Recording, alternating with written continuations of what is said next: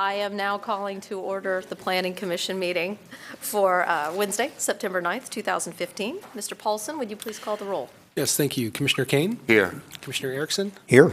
Commissioner Hanson? Here. Commissioner Talasfor? Here. Here. Commissioner O'Donnell? Here. Vice Chair Badami? Here. Chair Birch? Here. And would you all please stand and join Commissioner Hanson in the Pledge of Allegiance? I'll put you on the spot.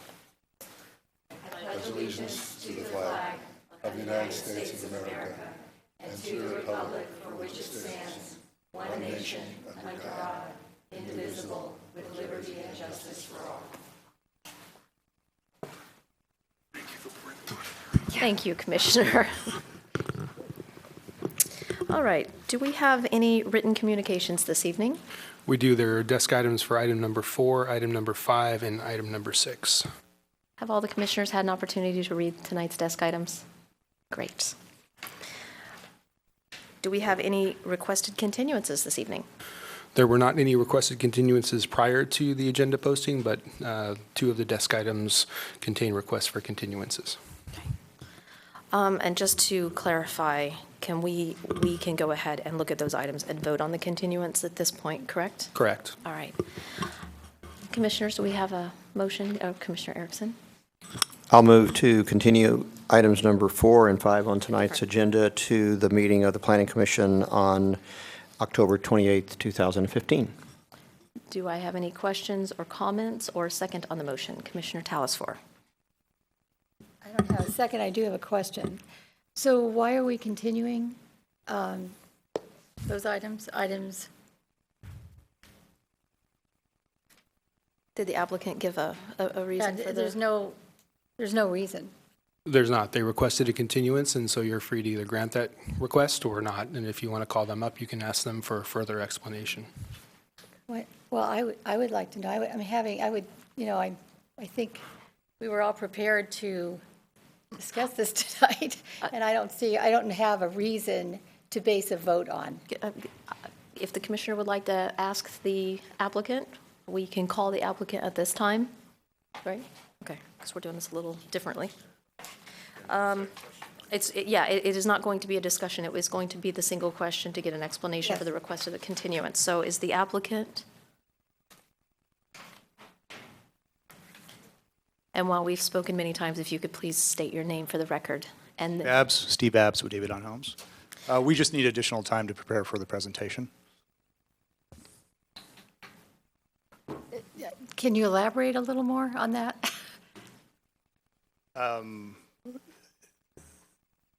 We just need, there's been information that we need to come up with exhibits, additional information to present properly to you in order to state our case for this application. So additional information, okay. Yes. All right, thank you. All right, thank you. All right, then with the additional information, I would guess I'll second it. Second the motion? All right.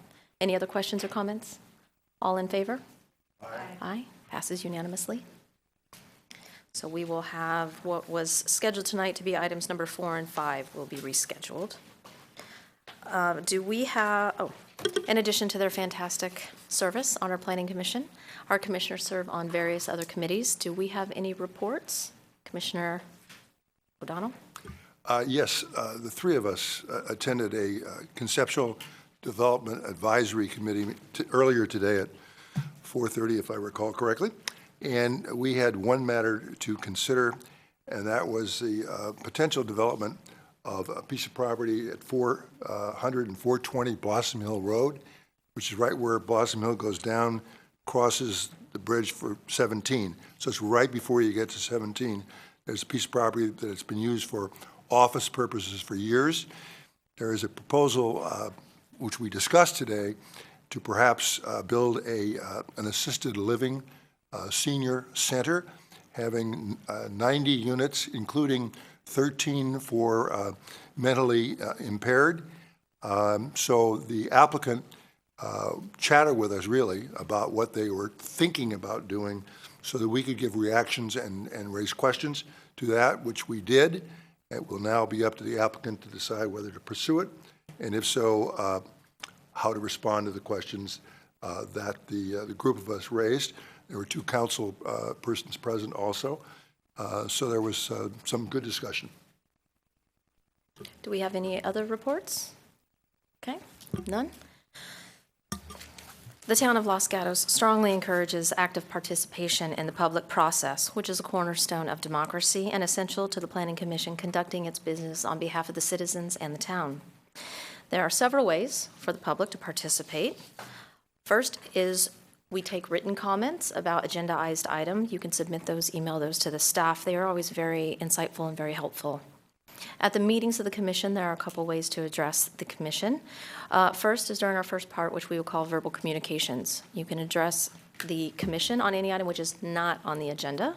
If you are going to do so, we ask that you please fill out a speaker card. When your name is called, you come up to the microphone. Please state your name clearly for the record, and you will have 3 minutes to address the commission. And second, of course, if there's an agendized item you wish to speak on, again, please fill out a speaker card, identify the agenda item, and when your name is called, you will have 3 minutes to speak. So in saying that, we are now moving on to the verbal communication portion of our meeting tonight. Anyone that has any items to speak not on the agenda will have 3 minutes to do so, and the first card I have is Angelia Dorner. I hope I said that. Dorner. Sorry, and I think I do that every time. I apologize.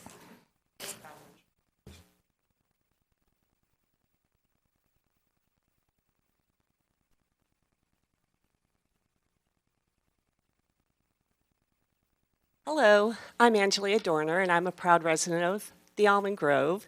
And I just thought I'd take this opportunity to give you guys a little bit of an update from the last time that I took a little bit of time to talk with you. And to remind you that on March 3rd of this last year, there was $4 million slated for the completion or reconstruction of 3 streets, Broadway, Bachman, and Tate, and they were ready to go to bid on 2 of those streets. April 22nd, I came to you all with my dissertation and in discussing the capital improvement plan, and I really found that very valuable to me as well as to a lot of other people. May 19th, another council meeting. They were still ready to go to bid. There was a lot of confusion at that meeting as to whether they were going to go to bid before for those 2 streets or later, et cetera. A lot of back and forth. But the one thing that did come out during that discussion was that Broadway and Bachman, there was enough money for that, but that there wouldn't be enough money to do Tate. Not quite sure how much was going to be able to be done or not. So the council asked to have some broad brush new estimates before they went any further.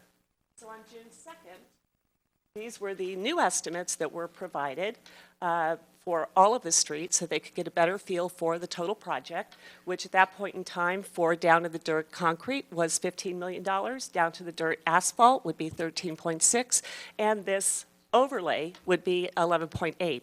So just this last, nothing has happened with the recess and everything, but this next Tuesday at the council meeting, this is going to be back on the agenda.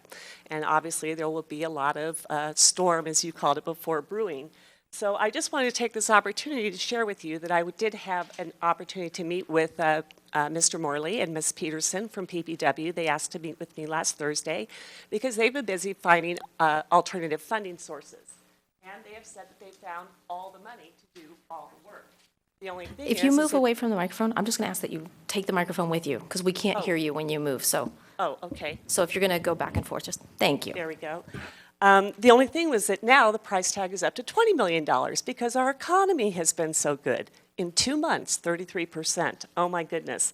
But really, in my words, I think it was more of a question of if we have all the money to do all the streets, will that make you happy? And I said, depends on how you're going to do the streets.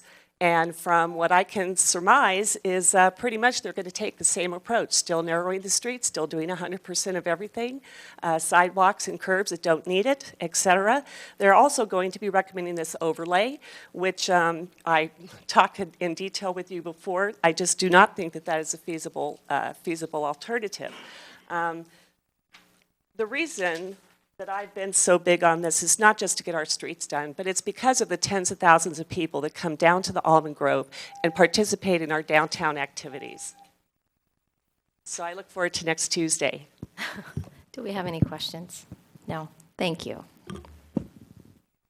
Our next speaker is Dr. Weisman.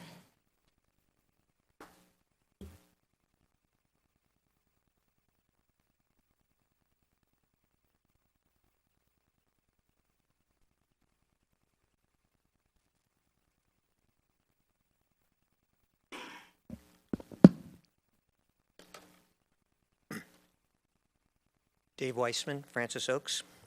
2 weeks ago, staff provided you with a draft for Lot 7, Item 2, Exhibit 10, page 14, of the proposed new visibility calculations. Despite assurances by staff to the Town Council at the Lot 7 appeal on May 19th of 2015, that staff had heard their concerns about the need for visibility calculations to consider health of trees, damage to trees during construction, how to handle deciduous trees, etc. None of these items are effectively addressed in this draft, which is formally coming before you in 2 weeks on September 23rd.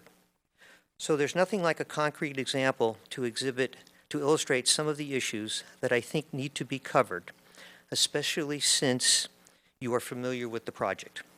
I'll try to connect the dots between the various documents. Deciduous oak tree 607 on Lot 7 is counted as one of 3 screening trees for the proposed house. Yet tree 607 was already in only fair, poor condition in January of 2013, with 3 mechanical injuries noted to the trunk, the largest of which is 3 feet by 1 foot and shown on one of the consulting arborist reports. The consulting arborist has said that such mechanical wounds can give rise to a wood decay fungus that can cause tree failure. So maybe the declining condition of this tree and some of the other trees in the highlands is just not related to the drought, but to trauma inflicted on them. Plus, the tree protection ordinance defines remove as, and I quote, taking any action foreseeably leading to the death of a tree or permanent damage to its health, end quote. Now, overlay these considerations with the town council policy set in 2009 that only those trees not harmed by construction can count as screening. And I believe that you are forced by these 3 criteria to exclude tree 607 from any screening calculations. Similarly, according to the consulting arborist, tree 606 will require close to 25% of its canopy removed to make way for the Lot 7 house. That sure seems like a harm to me. And tree 626, the 3rd screening tree, has already 2 large mechanical wounds at its base and a fungal root wood decay already going, which has resulted in the arborist downgrading its condition from fair to fair poor. If the town goes to all the trouble to require arborist reports, then it should be listening to what she says. But it is not too late for you to give staff more input tonight as to what you would like to see addressed. Staff still has 2 weeks to revise their draft into a more reflective document to be discussed at the September 23rd meeting. And I hope that you will provide such direction now. And I'm sure the applicant would appreciate getting this process underway 2 weeks sooner than if we wait until September 23rd. Thank you. Do we have any questions?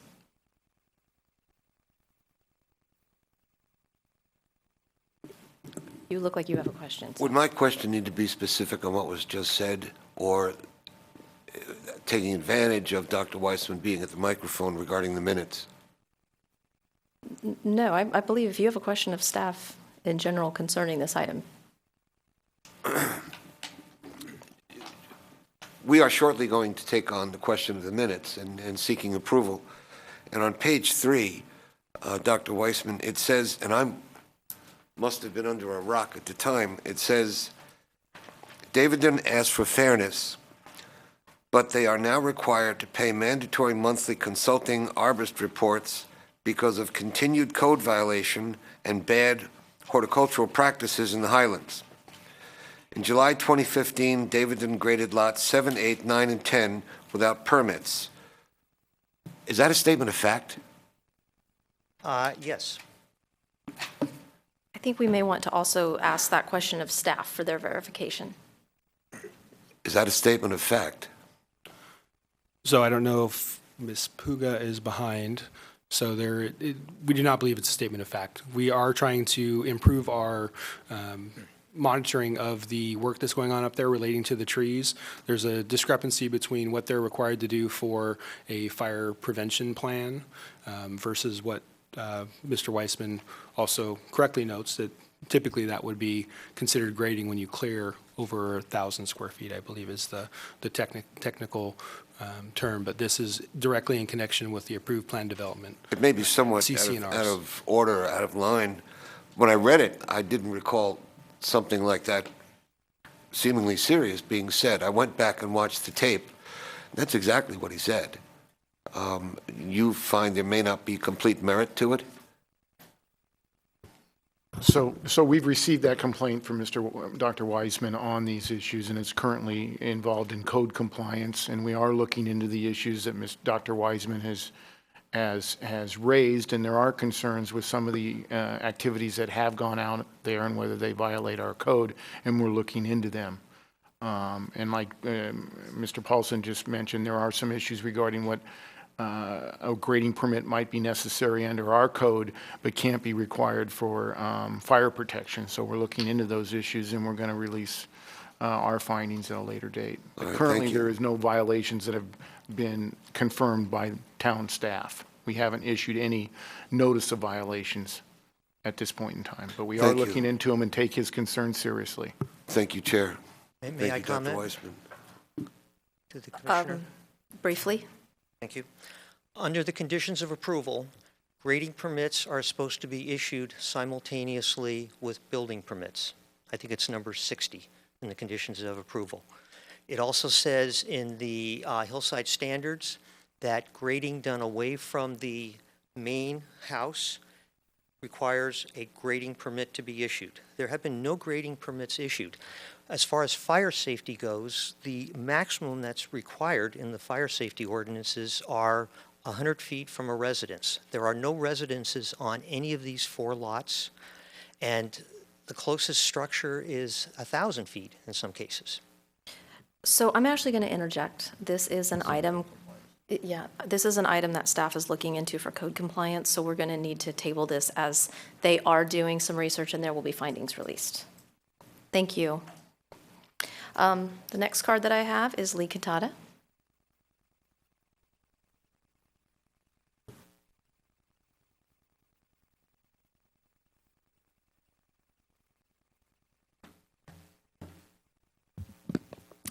Lee Quintana, 5 Palm Avenue, and I'd like to ask a question regarding the draft that will be coming back to you on September 28th, I believe it is, regarding the methodology for determining visibility.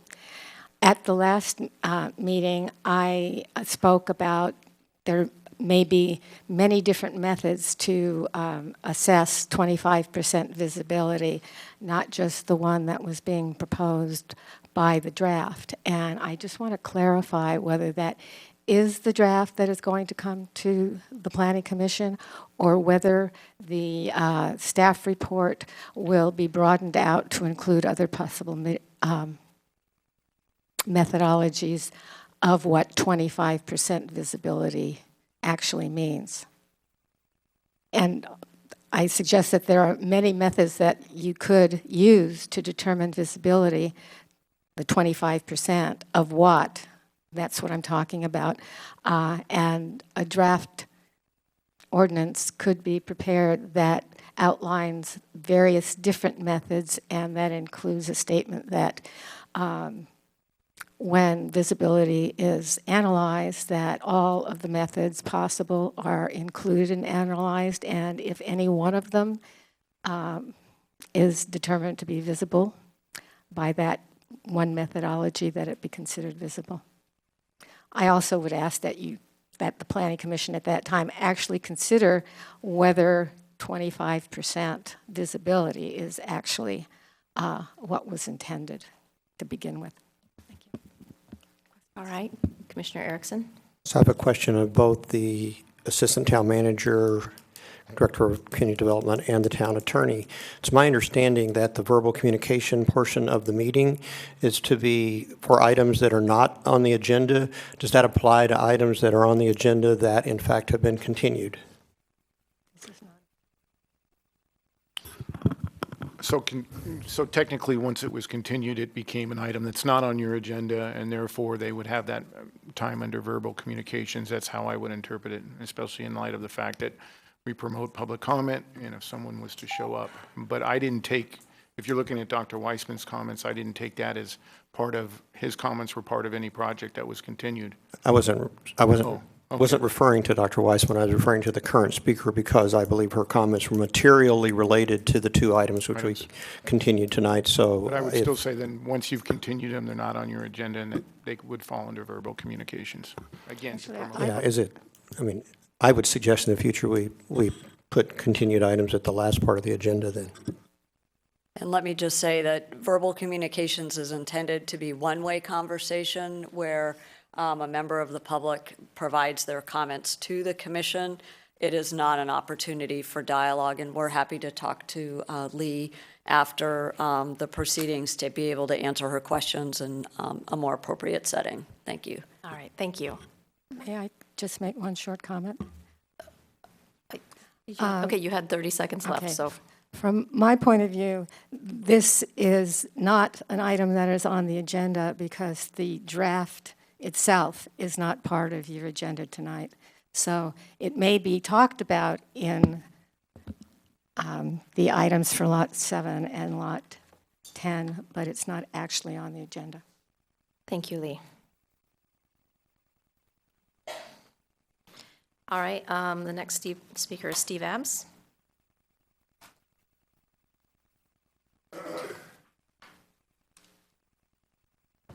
I don't want to take up too much time. I know you guys got a long night tonight, but I couldn't sit by and listen to what was said by Mr. Weissman. It is absolutely false that we are out there grading illegally.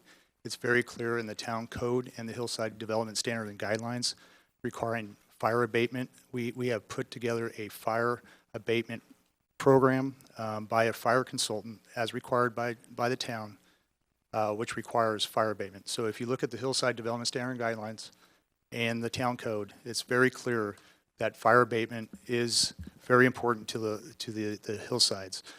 We are in a wildland urban interface. That fire is a danger. So I just wanted to make that clear. So thank you, and appreciate you continuing our applications tonight. Thanks. Thank you. Do we have any questions? No? Thank you. I do not have any other speaker cards for verbal communications. We've had a number of people file in past the beginning of this meeting, and for the sake of being conscious of their time, if any of the people that have filed in are here for items number 4 or 5 related to Santella Court, I want to make sure that they know that this item has been continued so that you don't sit through 2 items thinking that that will be coming up. So just want to make sure everybody is clear. All right, we are now going to move on to our agenda items. Item number 1 is approval of the minutes for August 26, 2015. These were distributed in the commissioner's packet for this evening's meeting. Are there any corrections, additions, or comments on the minutes? No? Do you have a motion? Commissioner Badami? I move to approve the minutes of August 26, 2015. Have a second? Commissioner Kane? All in favor? Aye. Did you have? I should have made a comment that I did have a chance to review, even though I was absent at the last meeting, I had a chance to review the minutes themselves and as well as the video. So I feel I can vote on them. Okay. So it passed unanimously. All right.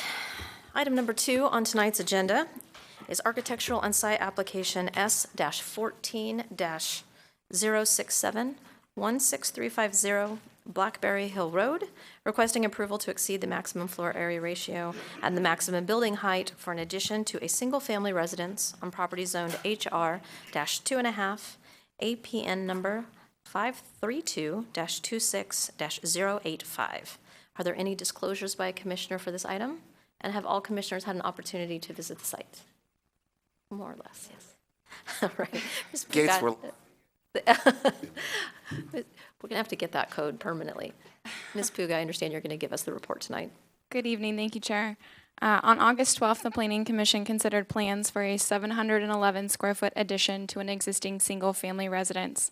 The Commission continued the matter to this evening's agenda with direction to the applicant to consider utilizing the existing square footage of the residence and garage to achieve the desired floor plan and to reduce the square footage of the residence to be in compliance with the maximum allowable floor area ratio.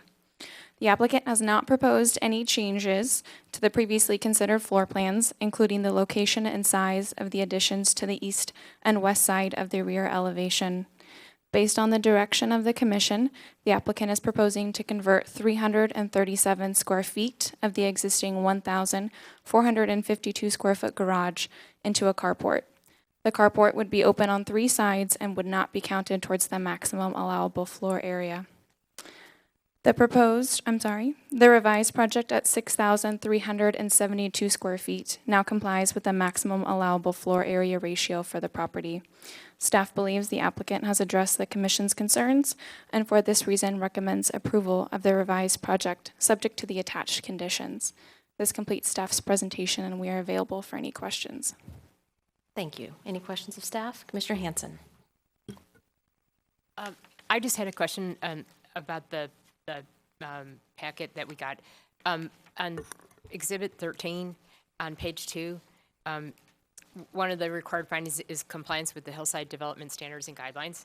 And it says, other than the exceptions to the maximum floor area and the maximum allowed building height, the project is in compliance with the hillside development standards and guidelines. But as I read the proposal, I don't think we're being asked to consider an exception to the maximum floor area ratio. You are not. That's an error on staff's part in the So I just findings. want to make sure I knew what we were approving. You're correct. But we're still being asked to approve An exception to the maximum height. which already existed prior to the proposal. Correct. Okay.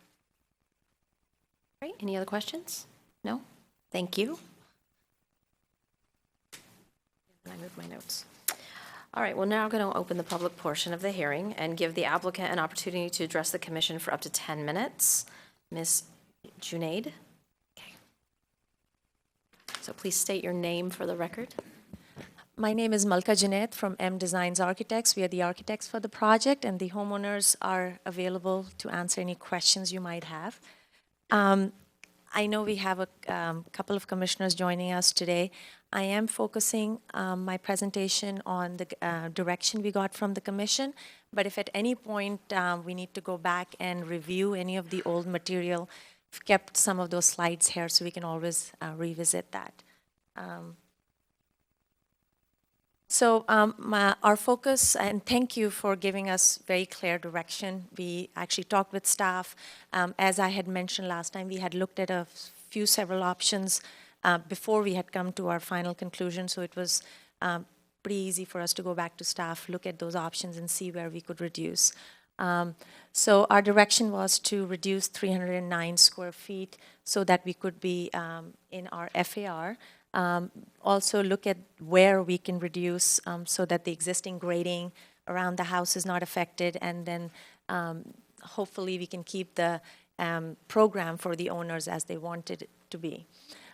We focused on the few discussion points that were discussed within the commission, and that night we looked at the video again and kind of took out the bullet points of the options of the main things that we took from the meeting was that the site grading and topography should not be affected, or at least whatever we propose should affect it the least, reduce the square footage overall, look at accessory structures or garage to reduce the square footage, and no new roof should be added where it is above the height requirement.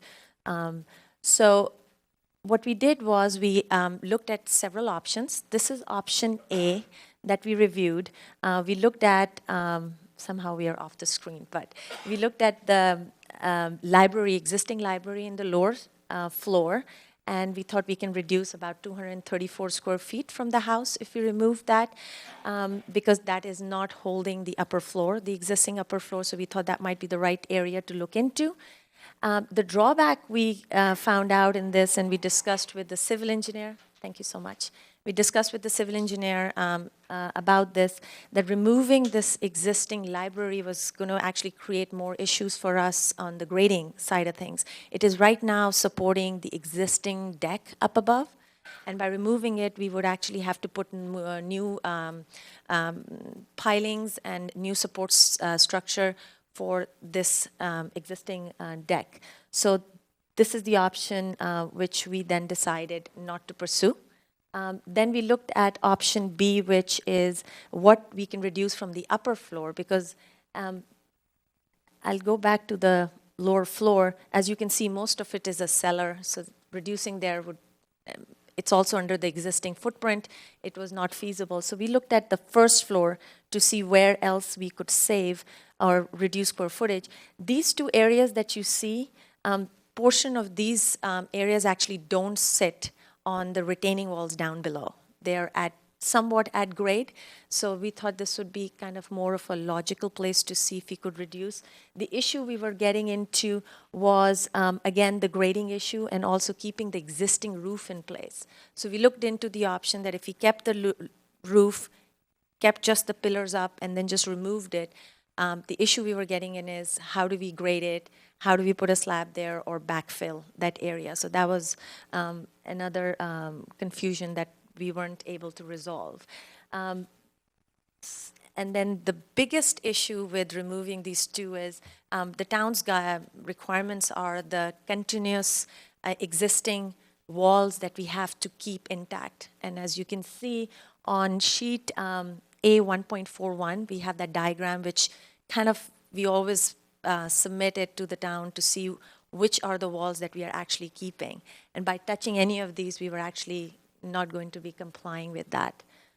So we actually also looked at another option in the back of the property. And to be very honest, we didn't look too deeply on this side, just because it is a very visible portion of the house. Also, it has the existing basement or the cellar underneath it. So anything we touch up there was creating other issues of roof and deck for us. So in the end, we came back to what some of the commissioners had suggested we look at, which is the massive garage which exists on this site. We had concerns about grading here also, but we actually talked with the civil engineer. The existing slab seems to be hopefully in good enough condition that we can actually leave in place and do some little work around it to actually connect to the driveway. We are planning to leave the roof structure in place and the support, but we will be opening the carport from all three sides to open it up. We do have full support from neighbors so far. We haven't heard anything except support from them. And we are hoping that the commission thinks that we've heard everything that you guys told us last time, and hopefully we've addressed them. I'm available for questions, and so are the homeowners. All right, thank you. Do we have any questions of the applicant? None? All right, thank you. I have no speaker cards from anyone on the public that would like to speak on this item. Normally, then we open it back up to you, and you get to have some more discussion. But if that's the case, I'm going to close the public portion of this item and ask if any commissioners want to make a motion, ask any questions of staff. Commissioner Hanson, then Commissioner Badami. I actually wanted to just make a comment. I'm really happy that the applicant went back and listened to the comments and made the changes that will bring it into compliance with the Hillside standards. So from that perspective, I would like to make a motion to approve architecture and site application S-14-067, which is requesting approval to exceed, I'm striking the maximum floor area, the maximum allowed building height for a single-family residence greater than 5,000 square feet on property zoned HR-2.5. And I can make the required findings for CEQA that it's categorically exempt. I can make the findings for the exception to the maximum allowable building height. I can find that the project makes required compliance with the Hillside Development standards and guidelines with the exception of the maximum building height, which we're accepting, and therefore I recommend approval. So. Commissioner Badami? I'll second the motion. Wonderful. Any comments or questions? Commissioner Kane? I just want to state that we're making the findings as required by the Hillside Standard and Guidelines for granting an exception to the maximum allowed height of 28 feet because it's already there. Though it pains me to do it, I support the motion. All right, any other questions or comments? All right, all in favor? Aye. This passes unanimously. Are there any appeal rights, Mr. Paulson? There are appeal rights. Anyone who's not satisfied with the decision of the Planning Commission can appeal that decision to the Town Council. The forms are available in the clerk's office. There's a fee for filing the appeal, and the appeal must be filed within 10 days. All right. We are now moving on to item number 3, which was continued from the August 26th meeting. This is a plan development application PD-11-005 and negative mitigation ND-11-007, located at 15600 and 15650 Los Gatos Boulevard.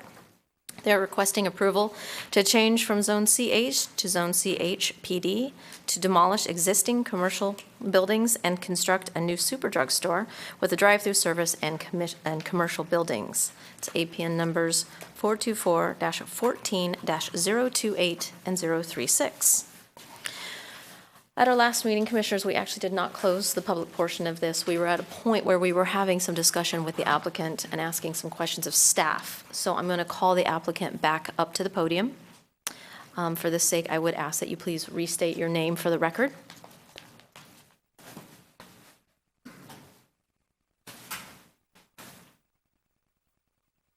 Good evening, Michael Mallard, Bose Development Group, 2020 Yale Street, Sacramento, California. Great. So, Commissioners, we had finished up listening to, I believe, public comment. We were just launching into discussion with the applicant when I think we hit the nth hour and ended the discussion and continued it to today. I spoke with Laurel and Joel this week, and the Vice Chair and I did. And what I would like to do really quickly for the applicant's benefit is one of the items that's come up a number of times has been the question of the drive-through. And how we feel about the drive-through. Is the drive-through a part of your business plan that is an absolute requirement? So what I thought I would do to assist in this conversation is I'm going to take a very quick yes or no poll going down the line of whether you think, yes, we should have a drive-through, or whether no. Because I think for the applicant's benefit, that has been an item that's kind of been tossed around, and I would like to be able to see how the commissioners feel about that, and depending on that response, have a conversation with the applicant on that item, if that's acceptable to everybody. So Commissioner Kane, yes or no to the drive-through? You want a yes or no without opinion? You can have 2 sentences, because for you...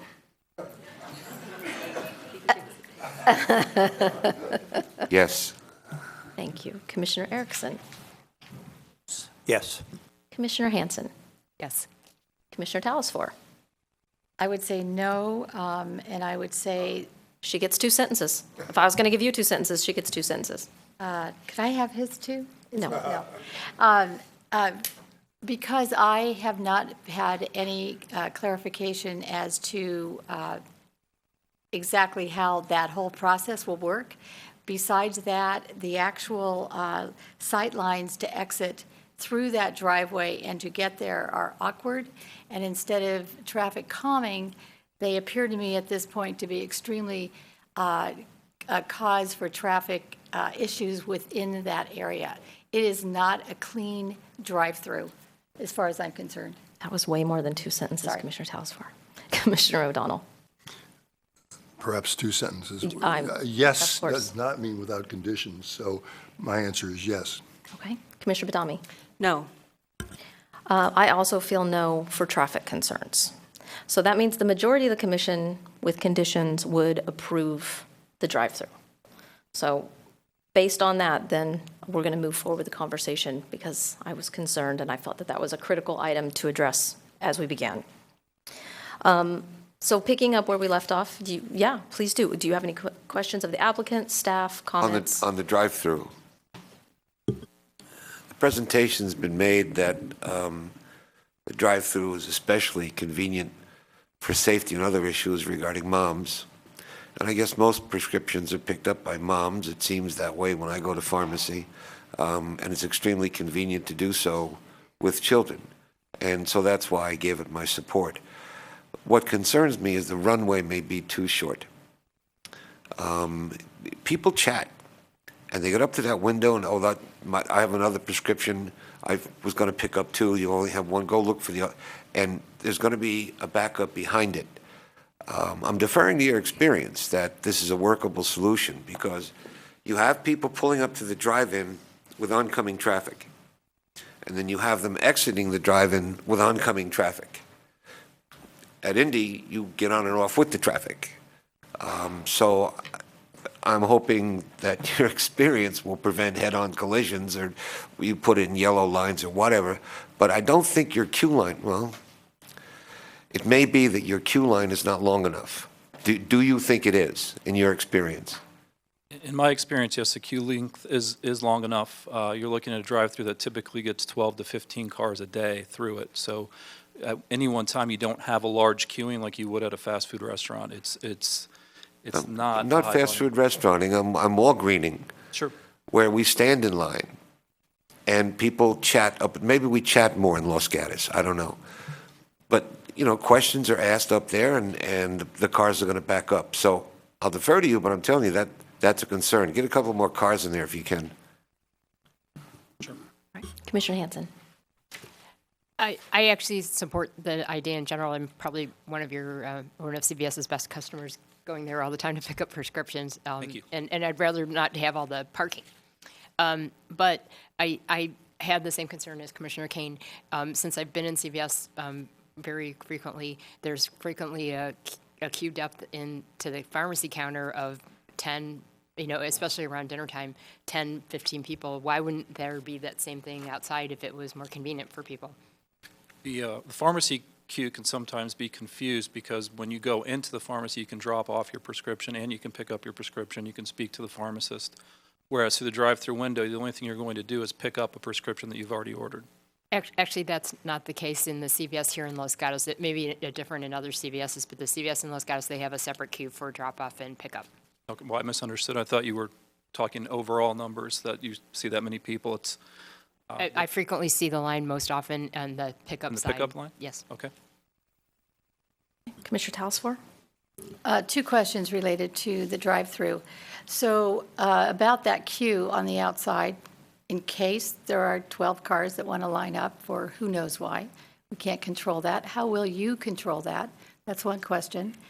And then my other question is, what about when I pick up my prescription and I'm in the car and I need a consultation? What happens then? Well, at that point, the pharmacist would ask you to park and come in for the consultation. They do not do consultations through the drive-through window. As far as the queue length goes, I can't control how many times or the number of cars that go through the drive-through, but from past CVS drive-throughs and experience of only getting 12 to 15 cars through the drive-through a day, I don't know that we've ever seen a CVS that has 12 cars at the drive-through at one time. Since we're on the same subject, so to answer my one thing that I really alerted me was the way that, well, however you are going to enter, you can enter this drive-through two ways. One from Los Gatos Boulevard at the moment, if I read your diagram correctly, and then also from Los Gatos Almaden. But to enter it from the driveway from Los Gatos Boulevard, it showed that you would make a wide turn to come into the area. So, and then to get out of that area, you have to go out beyond the parked cars that are right there into a lane of traffic that's coming in, and then cross over to get left on the lane of traffic to go out. So I find that quite awkward. So can you help me with that? Can you tell me why that's not awkward? Well, or why that's what you came up with? I would liken it to any parking lot where you're going to cross traffic to get, if you're coming down a parking lane and you need to cross traffic to get into a parking space, that's what you do in a parking lot. There are traffic movements that aren't the most convenient when you travel in a parking lot. This particular circulation around the building, yes, you can get in off of Los Gatos Boulevard, but you have to actually travel around the building. It's not like you have conflicting movements. When you're coming down, you wouldn't be able to get into the drive-through. You would actually need to go around, and there would be directional signage to tell people to travel around the building to get into the drive-through. I'm just referring to Excuse me. the exhibit drive-through path. I'm actually, Joel is going to be nice enough to put up a drawing that shows this, or if you have one, we can put that, but I'd like to be able to use something for all of us to reference for Yeah, this it's a discussion. good idea. Thank you. I should have offered that.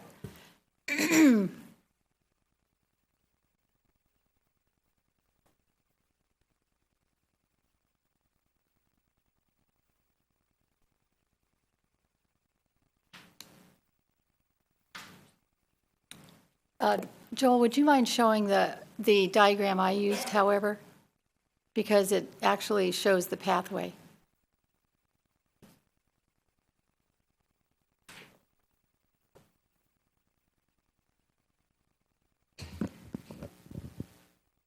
So this traffic movement here would not be advised or one that we would want to show. As you're coming in and you're trying to turn this way, I agree with you, that is not a very safe condition. That can be limited. We can put a pork chop or do something at the end of this island here to prevent that movement. And I would agree with you on that. And what about leaving? As you leave, you're going to pull past the window, and then this is the condition that I was speaking about that's just the same as if you're in a parking space and leaving. You're going to stop here, you're going to wait for the traffic, if any is coming this way, and then you're going to continue out. What we would prefer the traffic do to get into the drive-through off of Los Gatos Boulevard is come this way, circulate the building this way, and get into the drive-through. And like I said, in order to prevent this movement, we can add some type of concrete traffic separator to prevent that movement. So are you suggesting, well, then what would you suggest to get people to come around to that side? How would you be doing that? How we'll do that is we'll put directional signage as they come in that will say drive through this way, and it'll And point. is that directional signage going to be on the side of the building, or how are you going to do that? Typically, it's about a 30-inch sign that's in a landscape area that just has an arrow pointing people, showing them how to circulate. Okay. And at the last meeting, I think you said a drive-through, you're counting on it being 2 minutes? That is the average that That's we were the given. average? Yes. Because I've never had a transaction, even for one drug, where it took 2 minutes. There was always something in line that I had to wait for somebody. Someone had an issue, the card didn't work. I just wanted you to be aware of that, because I think that unless, I don't have any documentation. I mean, you just said it's an assertion to me, and there's no documentation to prove it. So I would question it just because I've waited in lines at drugstores and Absolutely. I mean, I think inside. everyone has been in front of someone at a retailer who didn't have their stuff ready to go, and we were giving that number based on CVS's nationwide drive-through, and we can get you some more concrete numbers if I'll work with CVS and see what we can provide to you. Really quickly, just for a point of clarification, I did just check with staff, and I believe that's in the conditions of approval, item number 24 does ask for a master sign program from the applicant, which will include directional signage on the site. Imagine that's with the signage program that will be with this development if it does go forward, which is what we normally do. Thank you. Okay. Commissioner Badami. So confirm there's only one entrance into the store, which is in the front, near the front tower. There's no entry from the secondary retail shops as they cross the crosswalk. They have to walk all the way around to the front? That is correct. That is the entrance to the CVS building. All right, so my concern with that, along with the drive-up window, is that the sick people in the car at the drive-up window, and maybe that's why they're driving up to the window, all of a sudden they need to speak to the pharmacist, and the pharmacist says, park your car, come inside and talk to me. So I would assume they're just going to park their car right nearby the drive-up window, and they're going to have to walk all the way around and into the store from the front. Is that correct? That is correct. Thank you. Do we have any other questions of the applicant? Commissioner Kane? The advantage of having 2 weeks off before our last meeting and this one, I had the opportunity to go back to the site and walk it more thoroughly than I did the first time. I got permission from your neighbor, Moore, to walk his site and approach your site.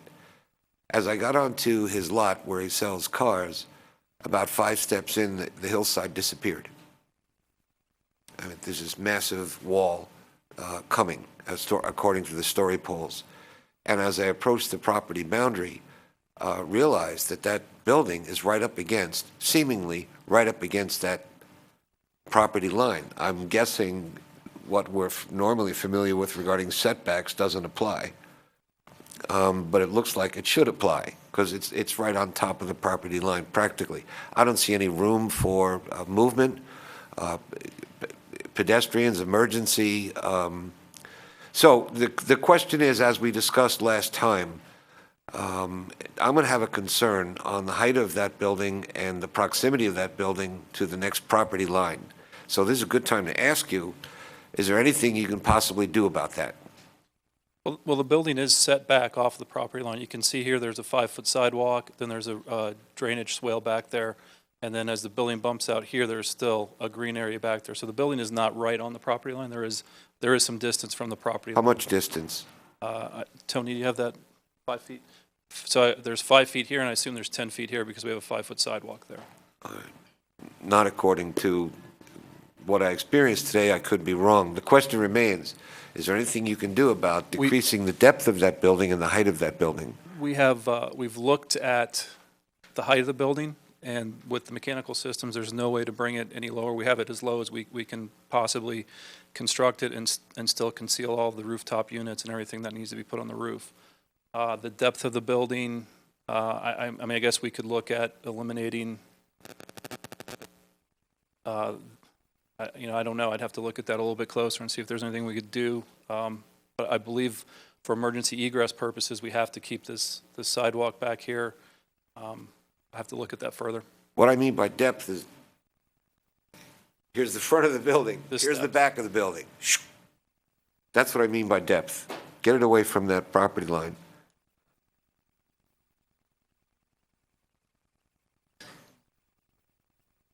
Hi, I'm Stephen Labange. I work for CVS, Contra Costa County is where I reside. I think I put a card in.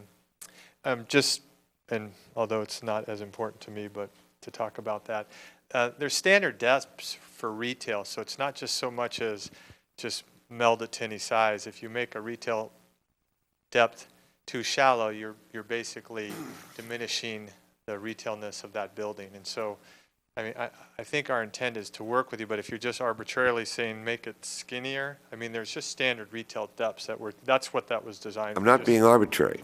What I'm saying is, we heard from your neighbor that this could be deleterious to his business. So I purposely went back and walked at it from his POV. And the hills disappear, the wall is up, it's seemingly right on the property line, and moreover, the traffic that's heading north on LGB doesn't know the dealership is there until they're halfway past, because that building is right up on the street. So it's just a giant wall. And what was said last time is that could have an adverse impact. So whereas I'm interested in welcoming a new business, I don't want that to be at the expense of an existing business. I don't think you do either. No, and I agree. I would look at it as, right now I would see it as a detriment to his business that there's this dilapidated building that's been sitting there for many years in a constant state of unrepair, because every time we fix it, somebody breaks in, decides to live there, brings stolen goods in there, knocks down the story poles. That's a frustration. I would think as the neighbor, he'd want something new, developed, and I do hear, because I was here last time when he... That's not what he said. And I was here when he spoke. I sat here and I listened to it too. And I mean, we would certainly look at ideas, but I'm a little at a loss on that one. Thank you. Commissioner Talesford, then Commissioner Hanson. Right. To follow up with that, I know that you had said that you were hoping the secondary building would be retail space or a restaurant, but you're not under contract to anyone, is that correct?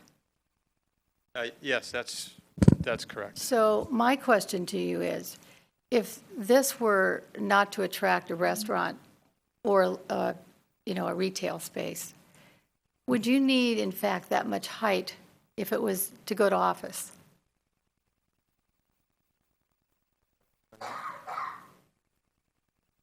I'm getting a little bit shorter signal. I'm not. A an little architect. bit shorter. I mean, I don't know what that means. Tony Silva, Architectural Dimensions, 300 Finkel Plaza, Oakland, California. To answer your question, retail space, office space, it's only about a 2-foot difference in preferred ceiling height. For an office space that would be about this size, you'd want about a 10-foot ceiling. Right now, we're proposing a 12-foot ceiling for the retail. So we could lower the building, if we were to go to only to office, by about 2 feet, which would lower the height of the building by about 2 feet. Okay. That's all for that area right now. Commissioner Hanson? I also had some questions about the secondary retail. I know in some of the previous planning commission meetings before I was on the commission, there's residents from the community that spoke and talked about how nice it would be to have a restaurant or something like that. So supposing that it did turn out to be a restaurant, I wondered, looking at the design, if that would be the layout that a restaurant would want to have. And then I also wondered, would the same consideration for making it pedestrian friendly and having outdoor seating and all that stuff, would that be addressed for that restaurant? I mean, because it doesn't seem like the same level of thought has gone into the secondary retail shops as has gone into the pharmacy. So I just throw that out there as a question, because if it did turn out to be a restaurant, we've had a number of requests for outdoor patio seating for restaurants and stuff. Maybe that it would require a different configuration than this. I don't know, but. So it's being marketed as a restaurant space. We were trying to get a restaurant to the space. So there's no desire to not have a restaurant there. If there wasn't a restaurant there, then I don't know that the outdoor seating would be necessary. And if it required a redesign of the building, we would absolutely do that. My understanding is if we do attract a restaurant, they still have to go through a CUP process to get approved, and all of their stuff would have to come before you guys again. It's true, but the building would already be built, and they wouldn't have an opportunity to do that much other than onto the inside. Well, just so you understand, the building wouldn't be built until we got a restaurant tenant in place. So there's a possibility that it could come out to be a different design or configuration than what we're being asked to approve? No, that design would be locked in. The restaurant use would then have to come in and get an approval from you, is my understanding of it. Our intent is to build the building just the way we're saying and showing you guys, but obviously not build a building until we have tenants to fill the building. Right, but my comment stands then, whatever restaurant, supposing it is a restaurant, comes in to do that, the building's already going to be built, be decided on the design, the layout, the configuration. Even if it isn't built, that's done, and the CUP process is for the use. The exterior features would be matching what we're asking you guys to approve tonight. The interior design and all that would be up to the restaurant. Actually, can I step in here really quick? I'm going to ask for a little bit of clarification from staff, because what is actually in front of us tonight is not an architecture and site application. It's the PD. So it is, and please clarify if I overstep, it is the size of the buildings, the location of the buildings, but the architectural style is not put in front of us today. So my understanding is we would approve this secondary building if we did approve this at the location and the size that it is. But they could, yes, come back with a different architectural look to this building, dependent on tenants that show interest or whatever, based on that requirement. So just to be very clear, because I do understand where you're asking and what you're going with here, that this could change in appearance. I do understand, and I appreciate the clarification, but I still think there could be an issue of size that could change based on who the tenant is. My understanding, again, just to make sure, I just want to make sure that while we're having this discussion, we're very clear with what staff is going to give us allowable direction. the building size could not change based on the tenant, the interior build-out could. Am I correct on that assumption? The tenant size could technically get smaller, potentially. We would just be looking at making sure that if there was any increased size, that didn't trigger any different mitigation measures from an environmental perspective or a traffic perspective. So we would be looking at those things. Commissioner O'Donnell. I'd like to address a question to staff first, and then I'll ask you, but I'm trying to recall, are there 2 lots here? There are 2 existing lots, At correct? the end of the day, the retail business will be one complete lot? Correct. So we're at the moment being asked to approve essentially 2 buildings. Correct. Is there anything that would prevent us from approving the drugstore and just not approving tonight? Because I think a number of us are not satisfied with where we are on that secondary structure. So I guess I'm trying to decide whether there's the ability to say, for example, we approve that parcel upon which the drugstore resides and not approve the other parcel, and I don't know whether the parcel map has been filed or where we are on that, the retail. Because it's possible that if we keep them together, the retail is going to drag down the drugstore, or at least force it to go forward with another continuance or further and further. I'd like to get one of these done. I'm sure you would too. But so that's the question. Can you approve essentially one of the parcels and not the other? You could definitely make that part of your recommendation to the town council, that the second building not be approved. It might be helpful to give some input.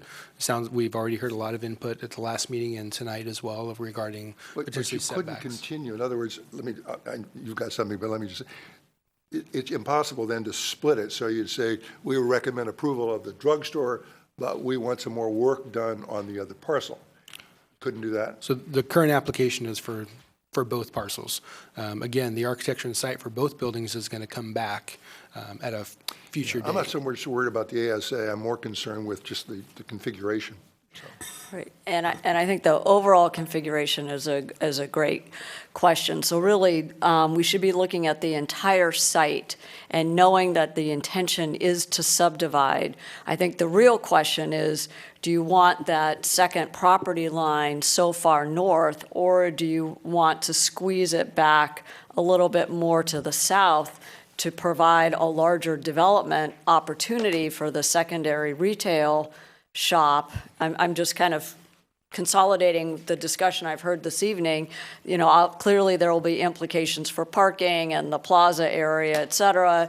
It may also, as if the CVS pharmacy building moves further south, that may have implications on views. So we may be back where we were, you know, not too long ago. But the idea here is we're doing a comprehensive PD for the whole site. So building placement for both buildings and its setbacks and heights are really the questions before you, and then your recommendations would go to town council, and then at a later date you would consider the specific architecture. Would now have before us moving that, what I'll call boundary line to the south. In other words, that would be something we could send back and say, we think you're pinching that retail lots, please give us something else to go on. I'm just trying to figure out what could be done tonight. And since the application is the whole shooting match, I was trying to think if there's any way to split them, and I suppose the only way to split them would be if the applicant chose to split them, and they could do that as soon as, I assume, tonight. They could, or you could make your recommendation accordingly, that you would, and you might want to do it by identifying what you feel are better setbacks for the secondary retail shop, and then that could either be design direction for the applicant to come back to council with that revised alternative for its consideration, or to you. And just one final question. There's been some discussion about the setback on the northerly property line facing the Moore property. I've heard the testimony tonight that it's a minimum of 5 feet and perhaps 10 feet in some areas.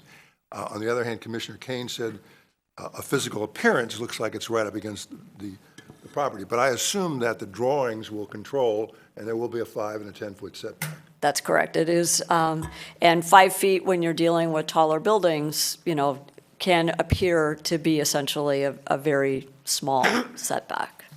Thank you. Okay, Commissioner Hanson, Erickson, then Kane, and Talsfor. I wanted to shift to a different question, and it may already be addressed. I saw the comments about bike lanes and everything. I wanted to ask about bike parking. Maybe it's in here. I just didn't see, what version I had. And We don't have any bike parking currently shown on the site plan, but CVS is not opposed to bike parking, and we can definitely add bike parking. I mean, as seeing as we're trying to encourage more biking and walking in town, and it's a big thing for the schools, and it's not far from the schools, I think that would be a good addition. Absolutely. CVS is a proponent of bike parking, and we can definitely add that. Commissioner Erickson? Okay, Commissioner Kane? Okay, Commissioner Talsfor?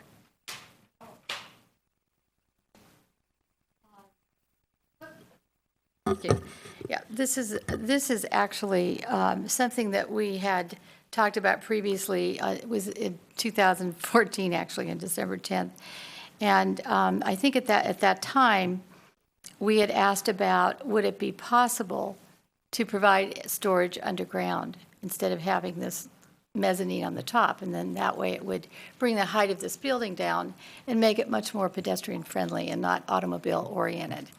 So the response, according to that report at the time, was the applicant expressed it was not operationally feasible to provide storage underground. So my question to you is it, however, constructionally feasible to provide, and I made that word up, to provide a storage underground? Storage underground could be. And has that ever been done before by CVS, either here in the Bay Area or in the United States? Typically, what we've proposed is what CVS constructs with a mezzanine. I just asked my architect how much it would affect the height of the building, and he said if we went underground with the storage, there would not be a huge difference in the height of the building. And why is that? I will let him speak to them. The reason why it wouldn't make much of a difference is the mezzanine and the area below the mezzanine have different ceiling heights than the main retail area. So if you can imagine, and can I get some elevations maybe to help? I'm sorry, I left my elevations at my seat.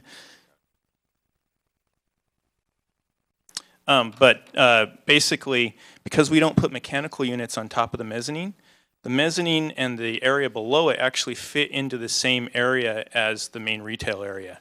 The reason that the building walls above the ceiling, or excuse me, above the roof are so tall are to screen the mechanical units.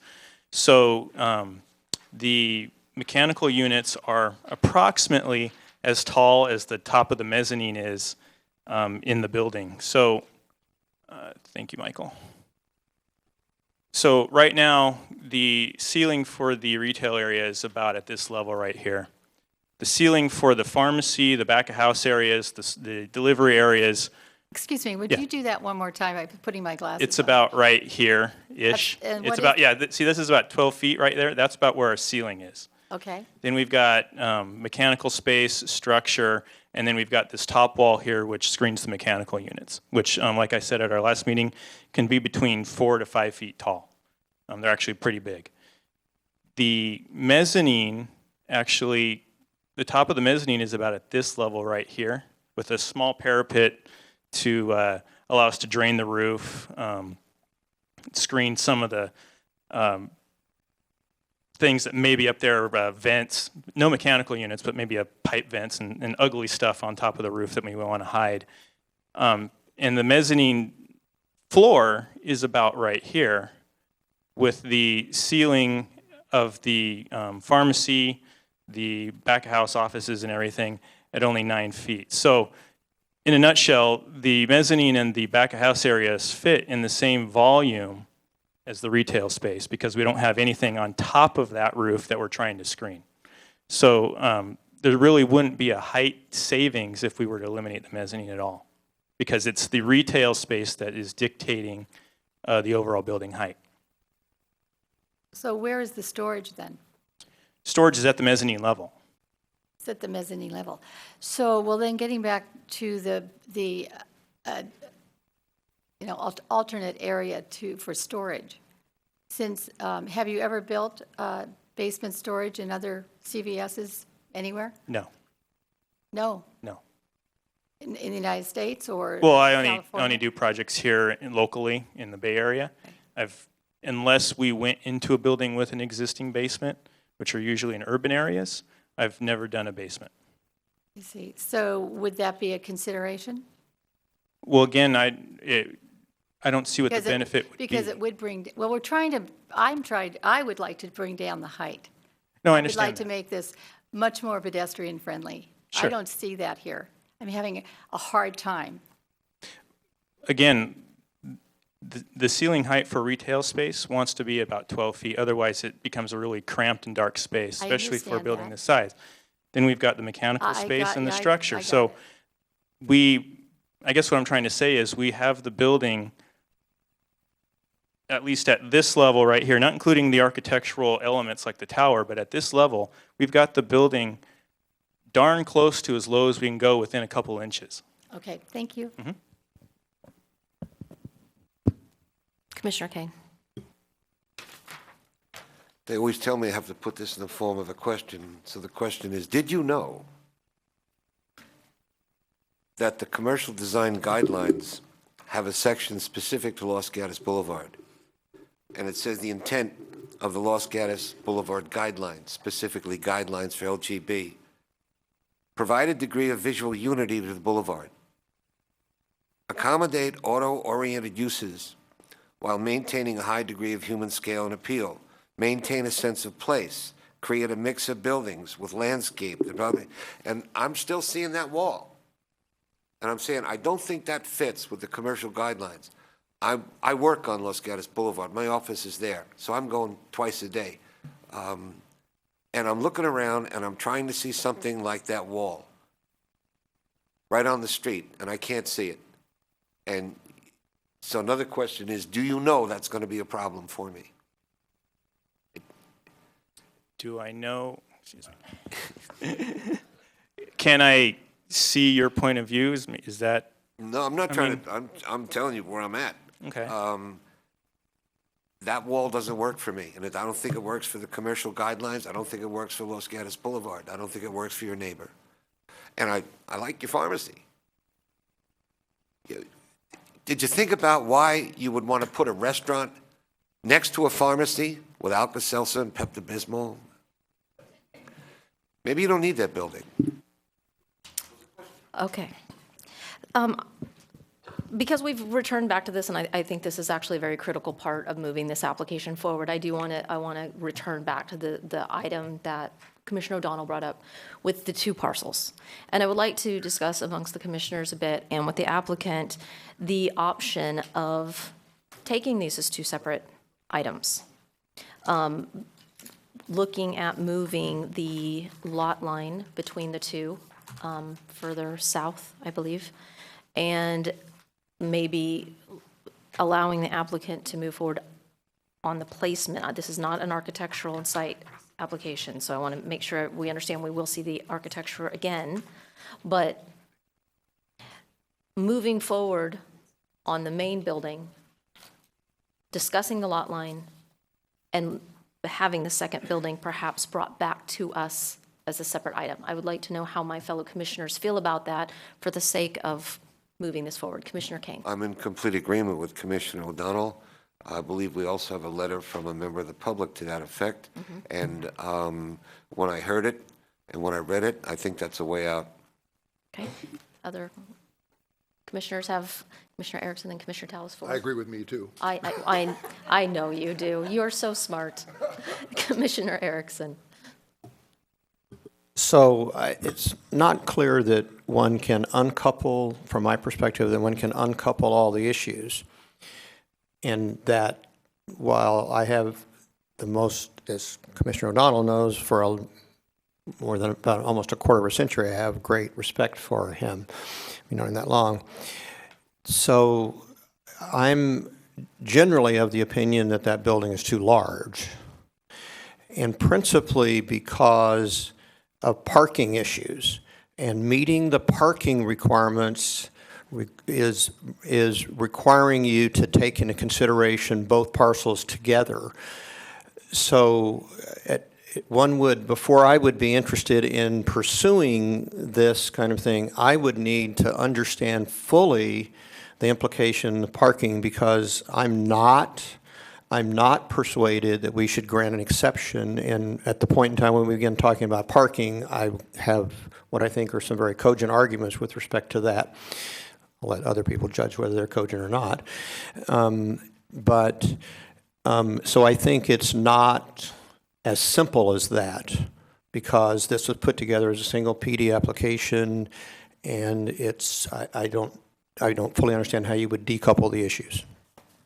I'd like to ask staff to respond to that if we did look at breaking these apart, how do we address having adequate parking for the CVS without including the second parcel? We would have to reevaluate all of those issues, as Mr. Erickson has suggested. So there are some other options, and since we still have the representatives up here, there are a couple of drive aisles that are over the minimum 25 feet. They're at 30, so there might be some room to move there, which without affecting parking per se, but I don't know operationally whether or not those specific lanes that are 30 in between the CVS and the secondary building, and then over in between on the other side of CVS, there's two drive aisles that are 30 feet. So I don't know if those are operationally that way for a reason, or whether that's just something that worked out that way. So operationally, the 30-foot drive aisles are CVS standard, but we can definitely reduce those. Commissioner O'Donnell, you had a question? I hear what is being said, and I agree with it. I was trying to come up to something that would move this along a bit, because you folks have been here an awful lot. There's going to have to be an easement, I assume, a cross easement between these two parcels. And if our recommendation, for example, were to approve the pharmacy as submitted, and on the other hand, to express our not approving the auxiliary or other building as submitted, it puts the applicant at risk, not us, I don't think, because what we've said is it may be that the building is too large, considering that you want to put another building next door, and some of us have said it doesn't have enough setback, which again would take away. It doesn't have a lot of room to spare.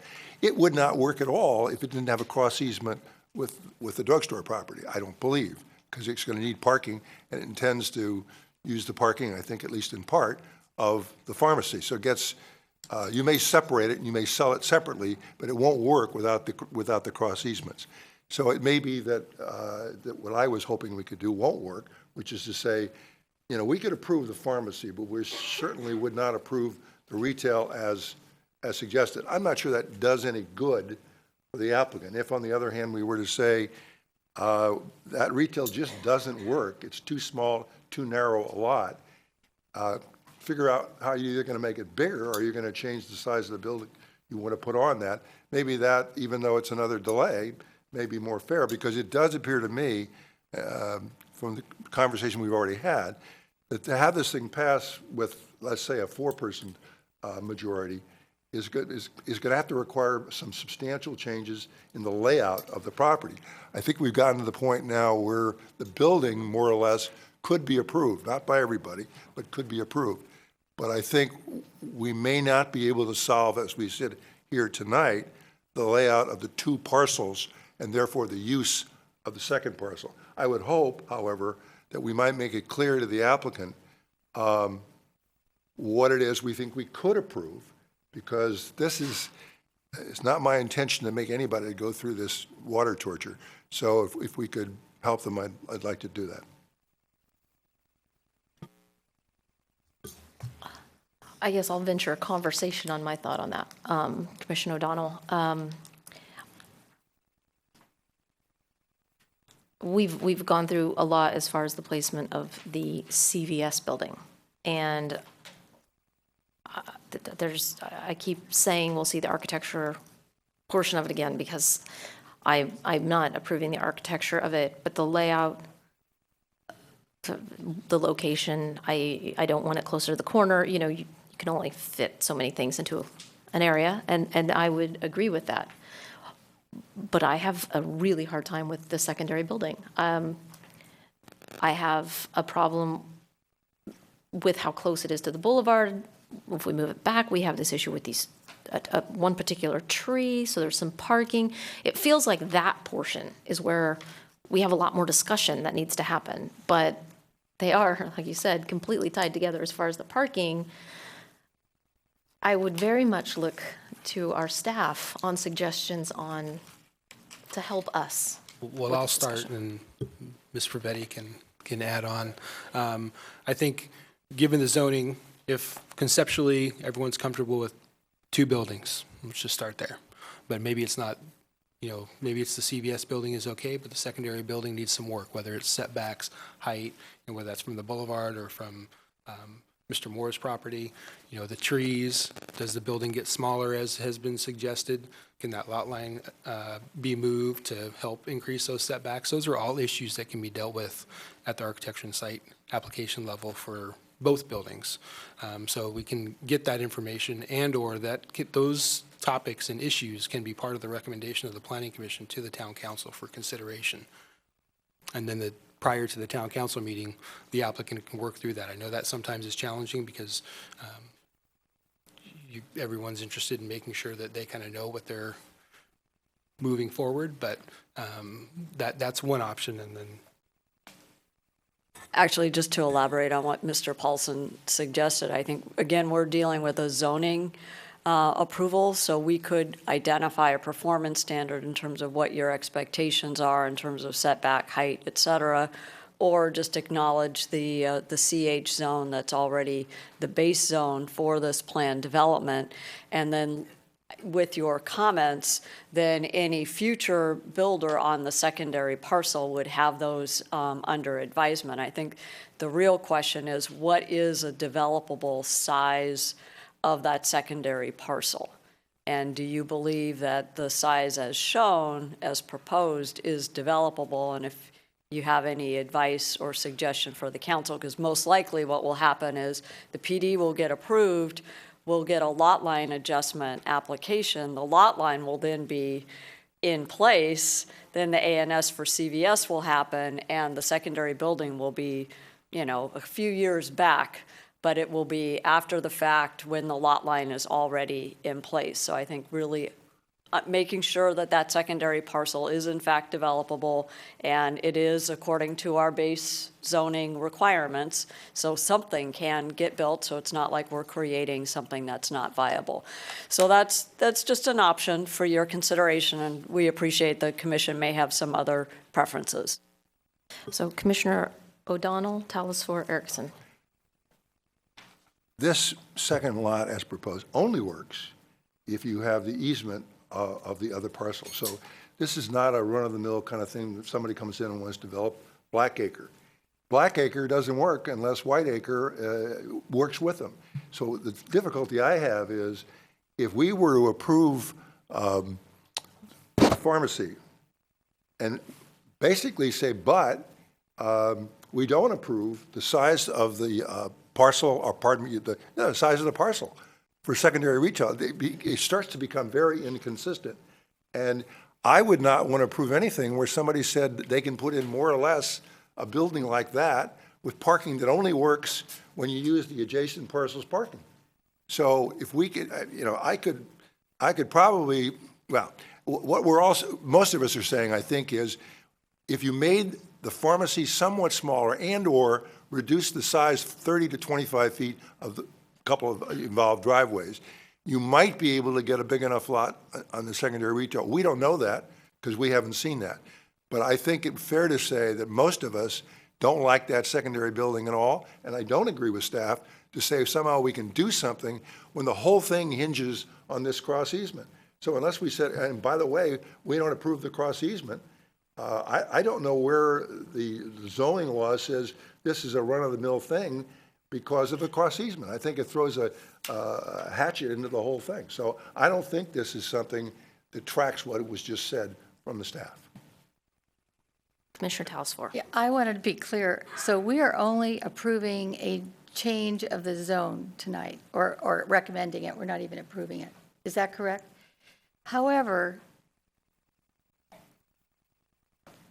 we can give direction to the applicant about everything else, size. I just want to be really clear about that I'm not mishearing you. Yeah, I apologize if I misled the commission.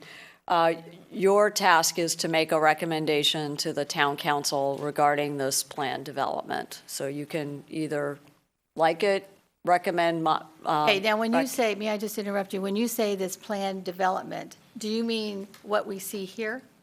What we mean are the conditions that are contained in Exhibit 37, because it essentially identifies all of the parameters for the zoning.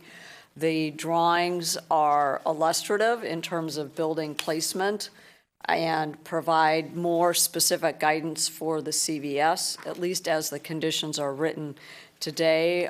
Commissioner O'Donnell is absolutely correct. There is a requirement, condition 12, for cross-access easement.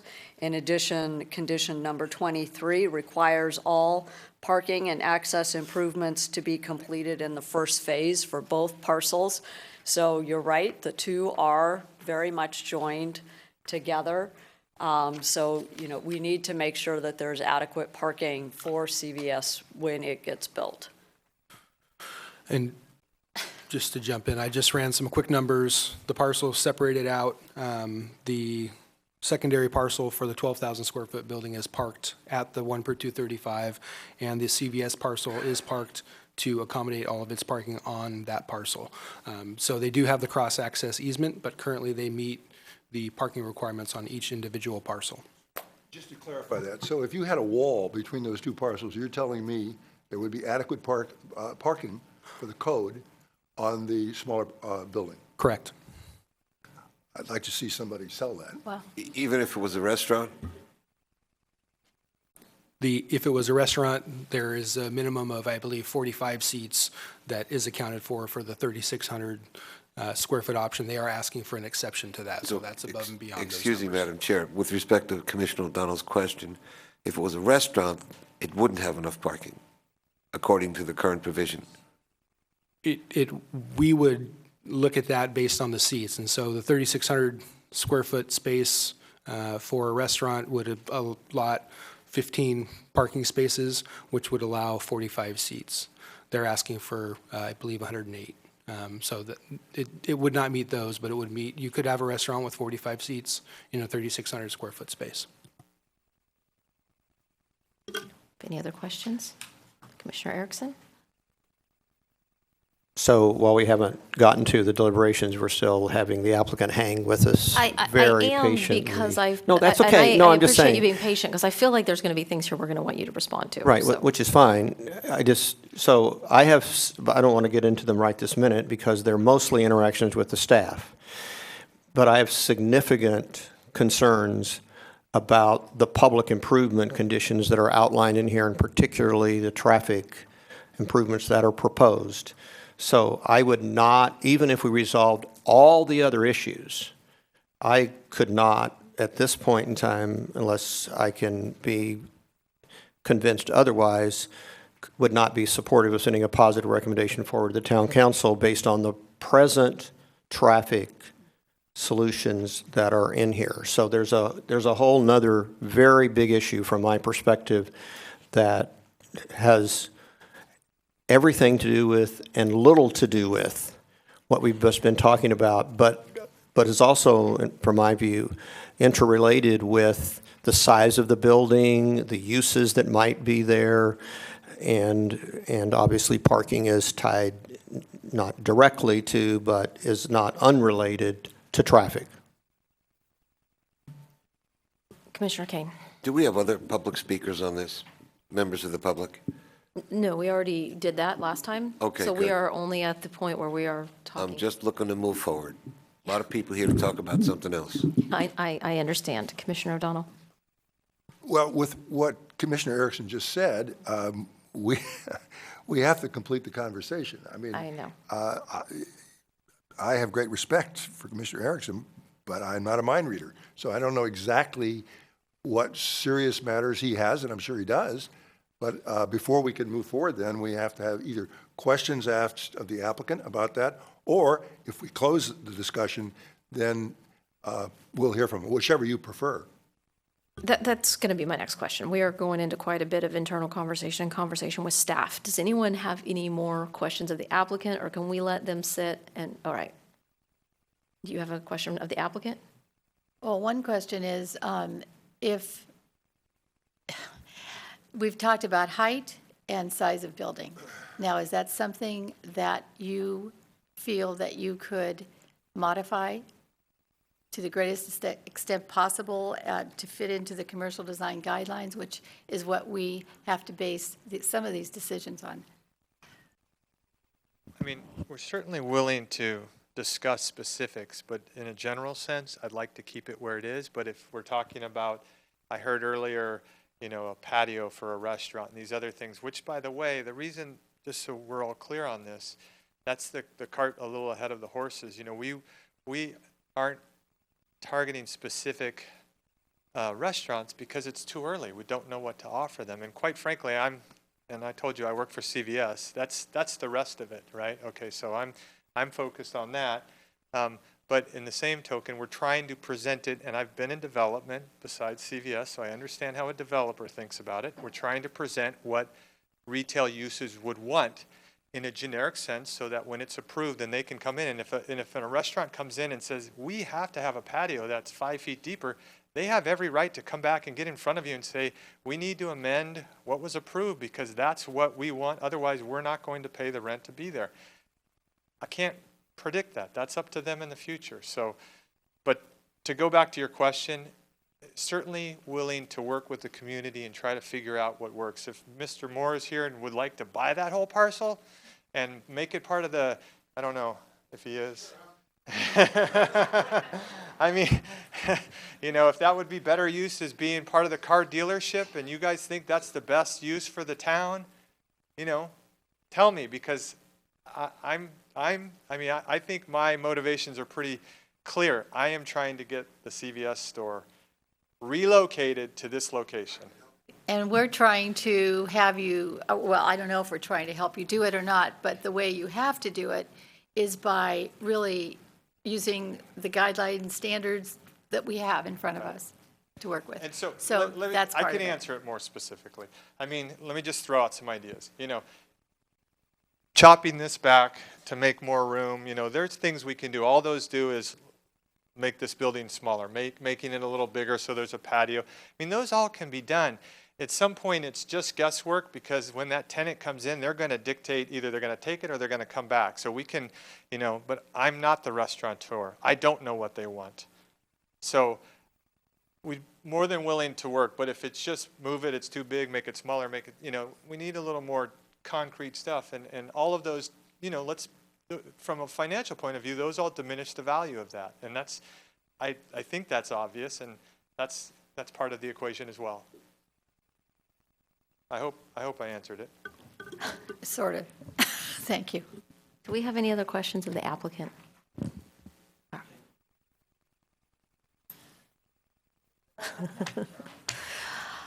All right, if we don't have any other questions of the applicant, thank you very much. We're going to close the public portion of this item and open this up for a motion, discussion, questions of staff. Commissioner O'Donnell? I'd sure like to hear from Commissioner Erickson because he says he's got a lot of things we haven't talked about. So I would be premature to make a motion if we don't know what he wants to say. So I guess my sense is, and correct me if I'm wrong here, my sense is the developer doesn't come up with the traffic improvements. That's really the staff comes up with the traffic. It's a part of their proposal because it's tied to the PD.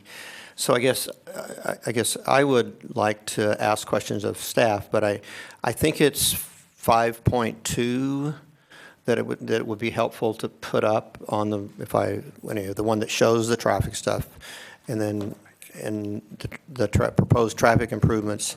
And I've spent a lot of time walking there, biking there, driving my car there.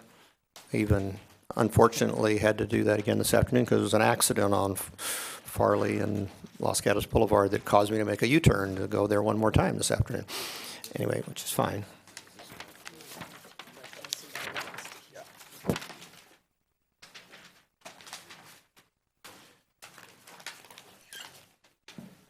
Was it 5.2, Joel? I think.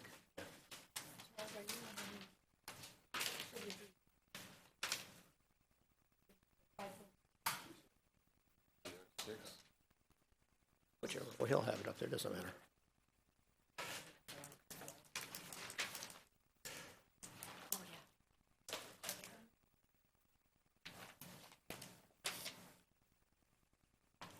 Let me ask our town engineer and staff to come up to the podium so that way the commissioners can see you. Joel, before you leave, would you do something else? At the corner of Peach Blossom and Los Gatos Almaden Road, that is the corner that is adjacent to what I will call the Nob Hill Shopping Center for the moment. Would you put a mark on the side, I'm not sure what direction that is, the kind of west side of Peach Blossom, that is about approximately a car length? Just put a mark there that's approximately a car length. No. On the curb side by the shopping center, that's about a car length. That would be a semi. So the car length is, I can tell you where it's going to be. It's going to be about halfway through that left turn lane is going to be one car length.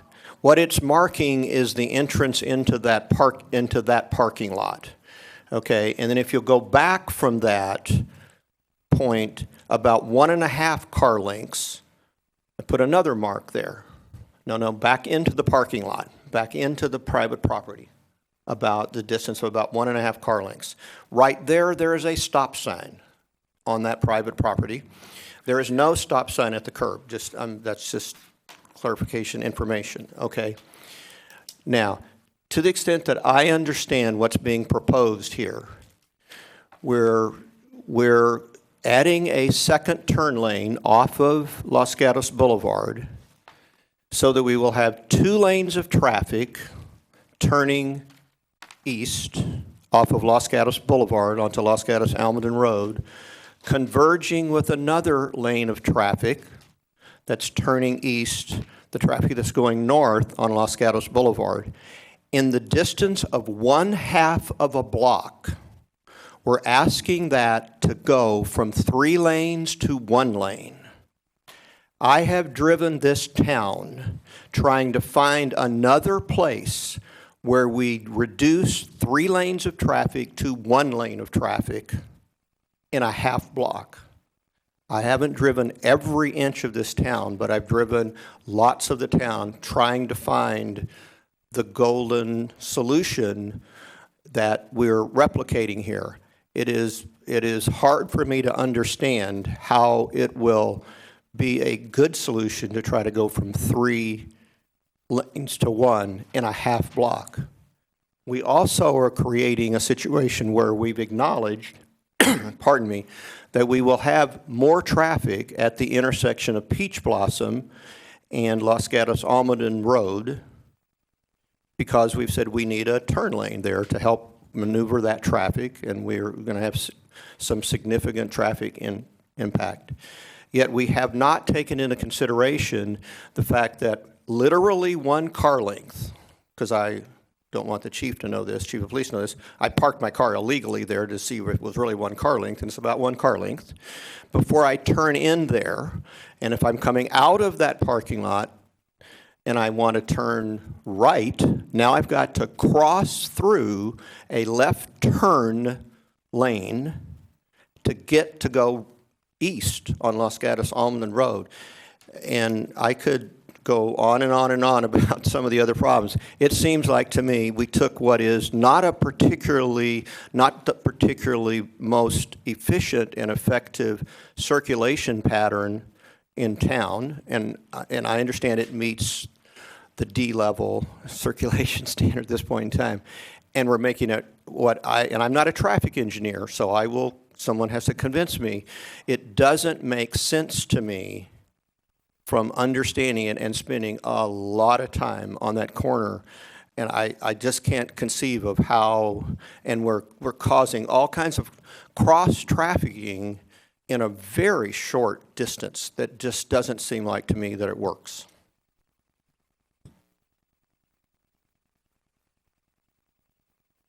Well, I assume, do you have comments back on that item? Jesse Poo, traffic engineer. Yes, as of today, there is a EO sign coming from northbound Los Gatos Boulevard, turning right onto Los Gatos Almaden before entering the traffic. As of today, there is an EO sign here.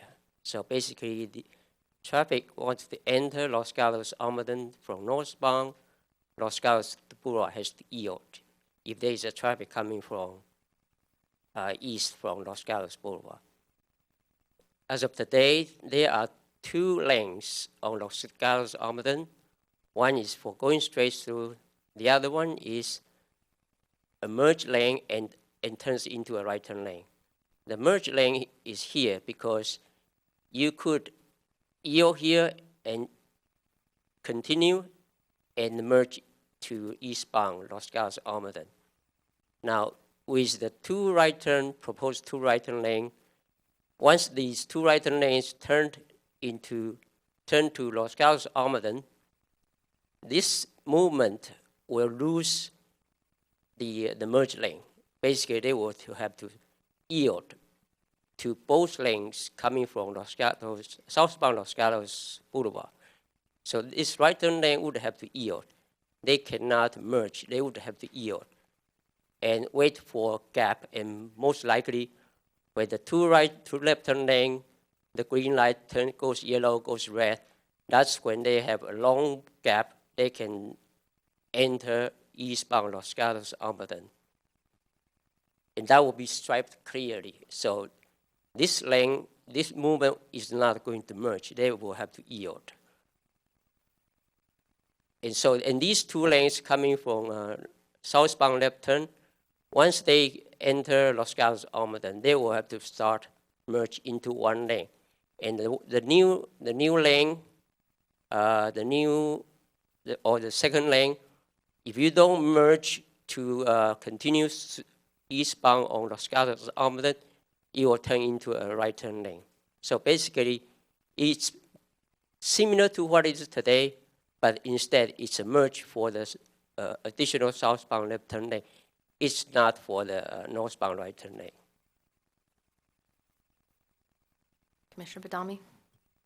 Can you confirm the effectiveness of this when we get the cumulative impacts of the other projects such as North 40 and Albright? Yes, those 2 projects were included in the traffic impact analysis. And the additional or the second left turn lane will likely increase, of course, it will increase the capacity and will reduce the green time for the southbound left turn. And that means the signal will cycle faster and will reduce the congestion for the intersection. So I'd like to ask a question on page 20 of the TJKM traffic report. And I believe that F rating there for Los Gatos Almaden Road and Peach Blossom, that is without the mitigation that you're talking about with the cumulative impacts that are forthcoming. It would be an F. So what you're proposing will bring it to a D level. Is that correct? That's correct. Thank you. Commissioner Erickson? So I have a follow-up question. So in the design, you have also chosen to preserve the on-street parking adjacent to the CVS property. So I guess with the kind of intense traffic that's there already, and one adds the is going to add to that intensity of traffic, why did you not consider eliminating the on-street parking and adjusting the lane so that you would have, so that, again, I get the yield sign, but I mean, I don't know if I assume you've been on site, and I understand, but you're going to take twice the volume of traffic, hypothetically, because you're going to do 2 lanes rather than 1 lane that's now merging with that right-hand lane. And you're going to use essentially the same width to cause twice the volume of traffic. So, my advice to anyone would be never turn right off of Los Gatos Boulevard onto Los Gatos Almaden Road, because you may never get through. But why did you not do that and then allow, because that, if my home tape measure is correct, there's enough width there to have created a second lane. Now, I got it. You've got to move the median over but you've got essentially the width of 3 lanes, one of which is being used for on-street parking. Why did you not consider adding another lane going east on Los Gatos and doing away with the on-street parking, which really, if we require the developer to have adequate parking and don't create any exceptions for it, then maybe there's no need for that off-site parking on the street there, and that distance would be better used for another lane.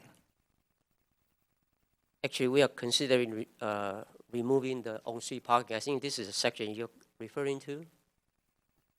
Yes, actually, we are considering removing the on-street parking, and we plan to extend the bike lane somewhere halfway through, and add a bike lane between the through lane and the right-hand lane.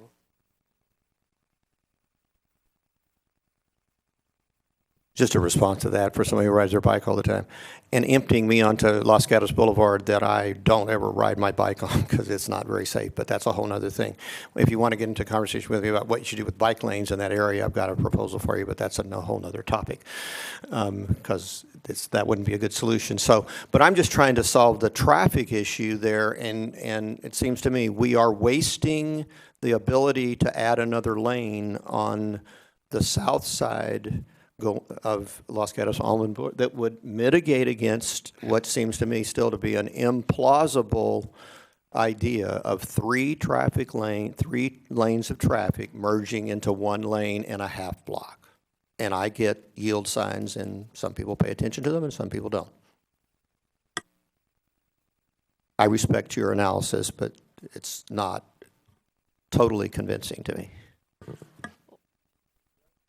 Misunderstand, but I thought he just said they were going to remove the parking. Is that what you said? We are going to remove the parking. So at least let's get on the same page. To put in a bike lane. Well, that's another issue.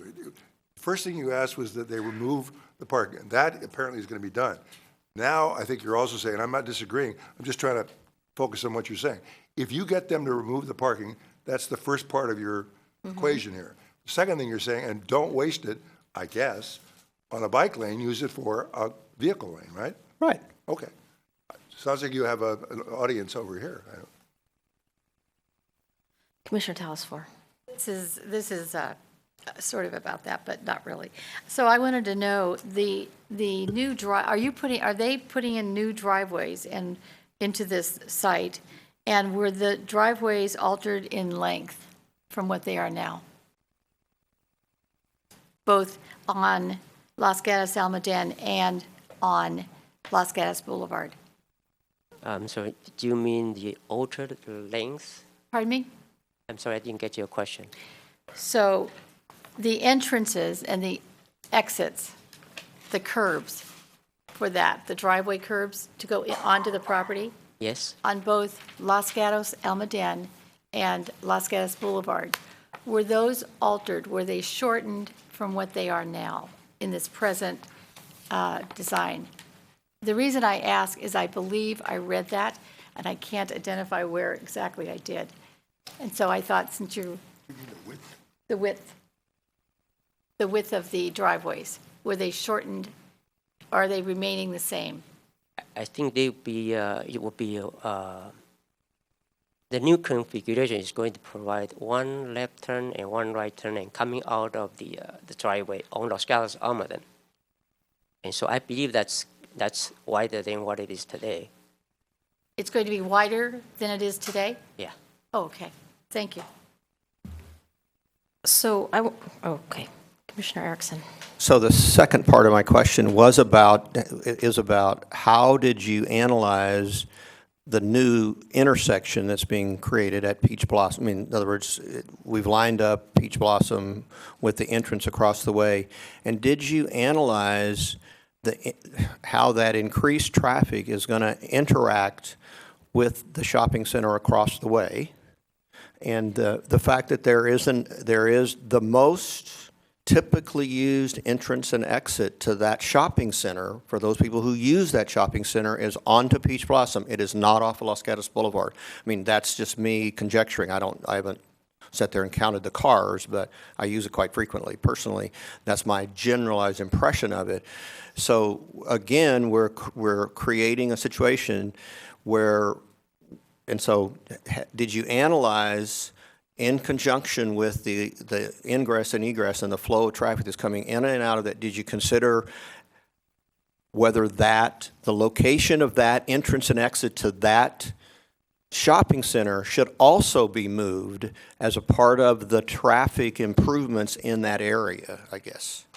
Yes. When we look at the traffic pattern for going in and out of CBS, the project site, traffic is coming from Los Gatos Boulevard would turn into Los Gatos Almaden, and they would make a left turn to CBS site.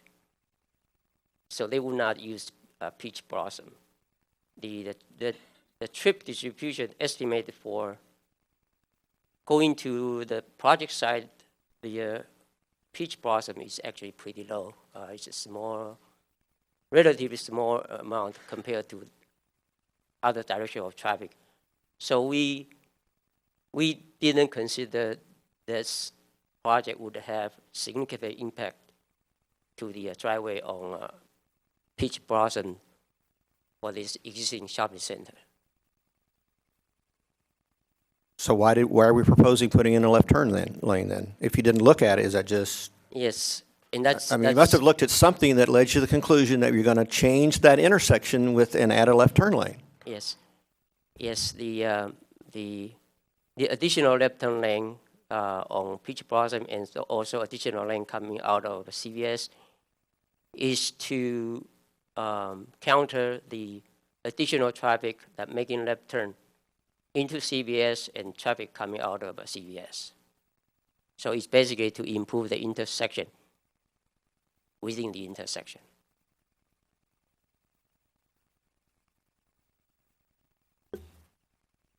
Do we have any other questions, comments on that item? No. Okay. Yes. Commissioner O'Donnell. So are we at a point where we might consider what we're going to do, i.e. a motion of some sort? Yeah, I would like to bring this up to the commission right now. So thank you. You were reading my mind. So what were your thoughts? Okay, because I just want to throw this out because it's fairly complex, I think. But what I've heard is, number one, I think the questions raised as to traffic are serious questions, and I'm not satisfied at the moment that we got all the answers, and I'm not blaming anybody. I just don't feel comfortable with it. So that's an area that I think I would need more knowledge of. Secondly, we've had some real questions about the size of the pharmacy particularly in light of the adjacent retail. Although I think one or more of us may have the feeling that it's too large in any event. I don't know. But after hearing all this discussion tonight, it's clear that we have more concerns than we have the ability to just say, let's go ahead and do it. So as I understand, we're making a recommendation to the council. So we could say that in light of the record, which we could have tag team here. We could add it, what we're concerned with. We are unable to recommend the approval of the project, but I think we should be very clear, because we're saying a lot of affirmative things. It may not sound like it, but we have said a lot of affirmative things over the period. Not each of us, but I think enough of us have said some affirmative things, and we should not ignore those. But then we've said some other things which are basically, we could not approve it as it presently is proposed. And what I've heard is we have a real problem with the retail. We have a real problem with the parking at the retail. We have a problem with the size of the retail parcel. So those things I think we've heard. We've also heard that the traffic issues that have been discussed this evening, particularly by Commissioner Erickson, are matters of concern to us that could be dealt with, we think, better than they presently are. Then the only other issue, I think, well, there may be other issues, but the other issue that strikes me is I would be prepared to approve the pharmacy, but for the fact that it's so married to the retail lot and the parking. So you can say, and speaking only for me, I don't have as much problem with they've done a lot of work on it. They've come up, I think, with a good project on the building, but they are encumbered with this second lot. So I think if we say to the council, something like that to be filled out as you wish, we can move it along, and the council can decide whether, it's just not there. Because if the council decides that, yes, the things we're raising really deserve more attention, I don't think they should approve the project with conditions. I think they ought to send it back and get some of these things more clearly addressed.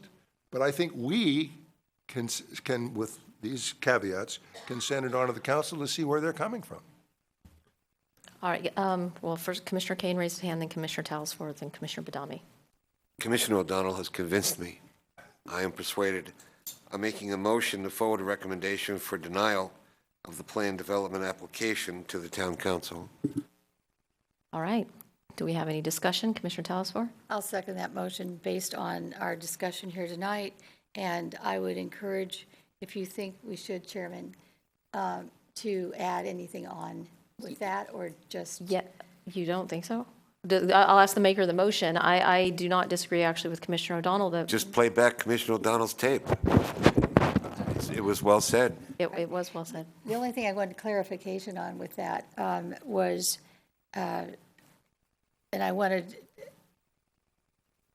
if this had gone forward as a recommendation, as a zone change with a PD, and if we could have, and we said, well, the main pharmacy building could stay in, would it have, that pharmacy building stayed in place? That's what I want to know. Is that what the council would have worked with? Is that, I didn't explain it right. Maybe I won't need to. Never mind. I think we'll just go with this. So, hold on, I want to also make a couple additions onto the motion. Just as far as, it's almost a little bit of housekeeping. Now I've got to find those notes. In the conditions of approval, there were a couple areas that I would like to see changed. I would recommend with this, I would like to see item number 8, architectural and site approval required. At this moment, the architectural site is being approved by the DRC. I would like to, should it come back to us, I would like that to come back to the Planning Commission. And I would also say, if the council looks at a lot line adjustment, that is also something that comes back to the Planning Commission, not DRC, because it is so intrinsically tied to the layout of the second lot. So I would like to add those to the motion if that's agreeable to the maker of the motion. I agree. And the seconder? I would agree with that. I would also add that the if it does come back to the commission, that there might even be a different site layout that would be much more engaging, I think, to the community. Right. Commissioner Badami? And I would like to add to that I found inconsistencies with the town's general plan, and that would be regarding infill policy as it relates to small town scale and character. because this CVS is on a rather grand scale. And I wanted to make a couple of comments as well about the drive-through that I was not in favor of. Our general plan talks about the fact that we're a pedestrian-oriented town, and I find a drive-through, it's contrary to that. It's a vehicle-oriented feature. We prohibit drive-throughs for our restaurants, so to me, we discourage the idea of a drive-through. And not only that, we have a lot of traffic on the Boulevard, and this project, if it goes through, is due to generate 2,727 trips added to the Boulevard. We don't have North 40 in yet, we don't have Albright. On top of that, a drive-through pharmacy also is a greater trip generator than if we were to have a CVS or a pharmacy without a drive-through window. Those are my comments. All right, thank you. Commissioner Erickson? Just a couple things that I'd like to be on the record with related to this. So I'm not in any way supportive of the council considering a parking exception to this particular development. And I inquired, as Mr. Paulson and Ms. Pavetti know, I inquired with the staff. In granting the developments for all of the shopping centers that are on the east side of the Boulevard, starting with Kings Court all the way to whatever you want to call, I think it's called the Boulevard, but wherever Panera Bread is, the town has not granted a parking exception for any of those parking lots yet, so they have full requirements from the town, according to the town code, and yet we have significant overspill parking into the residential neighborhoods that are east of each of those shopping centers. So it would seem to me we don't want to compound a problem by granting an exception under some hocus pocus of how we would do dual uses and so forth, and that's what that was about. Because if in fact, which I believe would be the likely outcome if there's a restaurant there, it would be closer to a 108-seat restaurant than a 54-seat restaurant. If that's true, the parking as presently proposed would be somewhere between 15 and 20% under the code requirement. So it's the strict code requirement if we do those kind of things. So I just want to be on the record that I don't think the council should consider an exception to parking in this area. All right, do we have any other comments? Commissioner Hanson? I just have a question about where this is going, because at the end of the day, I think the property is as it stands right now, is an eyesore in town, and that, having something that's of service and value to the community is a good thing. And I think I heard that in the motion somewhere, but what's going to happen to this proposal after this recommendation, assuming that it gets approved by our commission? Does this mean that they have to go back to the drawing board and start over again? I'll let staff respond to that as the procedural next steps. So I'm asking the question. Sure. So the next step would be consideration by the town council. And so when the town council considers it, they can either accept your recommendation, they could make a determination to approve the project, they could remand it back to the planning commission. There's a number of options. So the next step when we're doing a recommendation is to go to the town council for their consideration. Commissioner Tausfer. Yeah, and it was touched on briefly, but there seemed to be, I noticed the other day, a break-in at this site. So I want to know how does the town encourage the owner of this property to, I don't even know what they would do, but I'm sure there's something. Could we have some clarification on that? Certainly, as with any property within our town, we expect all property owners to be responsible and to make sure that if there's any damage to the property, that it's cleaned up rapidly. I know our staff have been in contact with the CVS owners, and when things have come to our attention, they've promptly responded to it, and I imagine that they will continue to be responsible owners as this process continues. Do they also address the trees in the parkway? Is that their property as well? In the parkway, that may be the town's, against the property, that is their Right, that edges the responsibility. property. And it's our understanding that there's been some watering and treatment because of the prior testimony regarding the magnolias specifically. Thank you. Do we have any other comment, or can we take a vote? We have a motion and a second. All in favor? Aye. All opposed? One. I assume as this is moving to council, there are no appeal rights. Am I correct? All right. So we're going to take a very quick break. We'll be back in just a couple moments.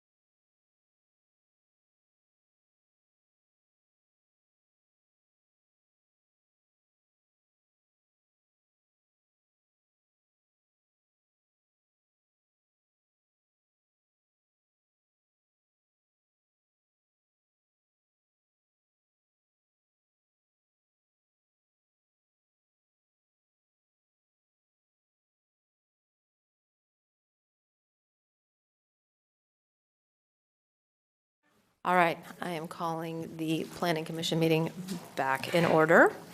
And we are now on item number 6. This is a public hearing for the draft environmental impact report for plan development application PD-10-006, environmental impact report number 14-001, and general plan amendment number GP-12-001. This is a public hearing, allowing members of the public to provide written and verbal communications on the completeness and adequacy of the draft EIR for this project. Tonight, the Planning Commission will hear verbal comments, and the staff will receive written comments until the close of business on October 9th, 2015. Tonight, we will only be listening to the public comments on the draft EIR. We will not be discussing the proposed project or having any discussions with members of the public or the applicant. I ask if you would like to speak, please fill out a speaker card, give it to the staff. Following this public hearing and the close of the 45-day public review period on October 9th, the town staff and the town environmental consultant will respond to all written comments that they have received and the testimony received at this Planning Commission meeting. Responses will be provided in the final environmental impact report, and a public hearing for the review of the final impact environmental report has not yet been set, but will be. That said, I will be calling you guys up. You have 3 minutes to address the commission. When you please come up to the podium, please state your name clearly in the microphone for the record. When you'll see the green light come on. When the yellow light comes on, that means you have 30 seconds left. When the red light comes on, that means your time has been complete. The first person that I have is, I hope I say your name right, is George Montanari. You are lucky in the raffle for speaking. That's how it works. George Montanari. Thank you very much for listening to us. It's very tough neighbor versus neighbor and very stressful. I read the Can I ask you really quickly to speak right into the microphone? I tried to read the whole 700 pages as best as I could, but the parts that were kind of interesting was, I think it was 5.52 and 5.5 all the way to 0.6 was kind of gives you different alternatives that the developer can do. And they weren't really addressed in this report. They kind of downplayed the other ideas. They spent 700 pages how to do it only one way, and about 8 pages how to do it 5 other different ways. So I think the town really needs to look at the other ways that were brought up. One was no development at all. One was just to keep the 2 lots the way they are. Maybe we can just sell just those 2 lots. Another way was to have different accesses from a different entrance point, not just all coming from Longmeadow. So there were 3 or 4 different ideas that came up that was not really addressed. They talked about little frogs and trees and everything else, which is all wonderful and great, don't get me wrong, and how to mitigate that. But when it really came down to the neighborhood, how to mitigate that wasn't really addressed. It says during construction, we'll try to keep it quiet. During building, we'll try to keep it quiet. We're going to have 10 years worth of construction. About 18 months to 2 years to do all the infrastructure, roads, curbs, gutters, sewers, drain pipes. 10 lots that have to be sold. Each lot will have to be sold individually. It's not going to be sold by one developer built at the same time. So 10 lots to be sold. High-end lots probably sell 1 to 2 a year, at best 3. So we're talking about 3 to 4 years of a sales cycle. Then those buyers, as you know, have to come here, apply for their home, go through all the rigmarole, building height, size, restrictions, all those items, and then have contractors come up and do development, building pools, roofs, cable guys come in, interior designers. So we're going to have traffic up and down our street for about 10 to 15 years. So the environmental impact didn't really address that. So that's the part I think was really sorely missing in it. Thank you. Thank you. Next, I have Marjorie Kahn. I hope I said your name right.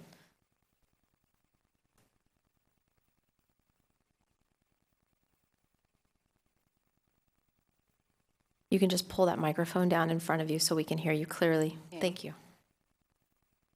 Ready? Thank you. I agree with George. We live on Clover Way, which has access through Oldie Road, down Clover, down onto Longmeadow. Trucks seem to come down Old Road really fast, fill the whole street, take the big dip, make a bang, and don't pay any attention to the stop signs particularly. So we are concerned about the noise of the development, the dust, the children in the neighborhood stopping at the stop signs.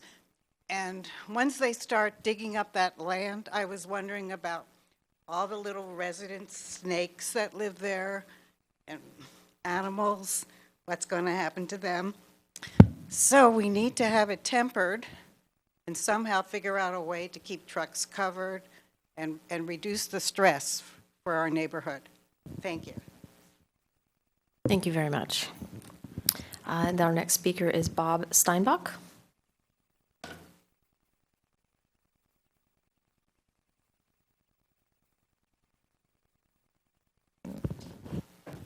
Bob Steinbach, 126 Twin Oaks Drive. I agree with George in that there's a number of things that were not accounted for in the EIR. We can talk about traffic, we can talk about noise, we can talk about all those things, but the most significant piece was through all these things were not significant with mitigation. There's about 8 pages within the EIR that discusses not significant without mitigation, and all those things, and I'm also a real estate professional, all of those things are significant regardless of if there's mitigation or not. There are environmental issues, there's infrastructure issues, there is noise and traffic, school issues, there's open space that it is currently designated, I believe it's resource conservation. It is general planned open space. These are not things that are simple and insignificant that can be handled with mitigation of any kind. So with the current plan that's in place through the EIR, there's 17 acres. There's 3 acres that will be preserved as open space. That is a frighteningly low number when you consider that the property is designated both resource conservation and open space. If you look at Kennedy Court, that was a similar development. It was 13 acres. 6 acres of that is designated as open space. And then another 0.7 acres, I think it is, that is roads. You cannot count roads as open space. So at the very minimum, the EIR needs to be revised in order to consider more open space that should be part of the hillside. And that doesn't even consider the fact that you've got to go through a general plan amendment, that you have to go through a rezoning. And I don't think there's anyone within this Surrey Farms development who would disagree with two properties that you want to take them out of. You want to take them out of the open space district, the resource conservation district. Great, go ahead. But to have 10 homes suddenly part of an already, overstressed town through beach traffic, through schools, through infrastructure, it's going to take a lot more to convince all of the Surrey Farms residents that this is something that should happen. Great. Thank you very much. The next speaker I have is Craig Fordyce.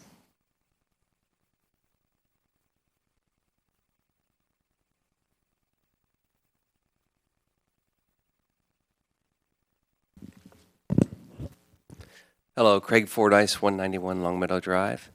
And I agree with George, Bob, and the nice lady that spoke prior to me and probably everyone else behind me. But I just don't get that there's not a significant impact to the aesthetics, to the drainage, to the species on site, traffic, noise, water retention, light, glare. And when my wife and I, we came down to buy our house, which is at the end of the street, adjacent to the site that we're discussing tonight, the city council or the planning person said this would not be developed in our lifetime. And that was in 1999-ish. So we've spent millions of dollars. We've invested millions of dollars as a result of that claim. And if you look at the circulation of Surrey Farms, it doesn't. Why it's not set up for a development 2? I mean, why? If this was set up for it, why was it not master planned for to have a development 2? Actually, we think that this second development was never going to be a second development. It was a giveaway to do the first development. So the council at that time, we think, said, okay, you can do the first development if you leave this hillside open. And so now it's open, and then now they want to develop it. And it's just, I don't know, there's so many different issues. Plus, to give us a 717-page document to read in 10 days over Labor Day weekend, it's difficult at best, I think, for most people here to get their hands around it. So anyway, the process is difficult at best for us, but we appreciate you hearing us out. Thank you. Thank you. And the next speaker I have is Jill Fordyce.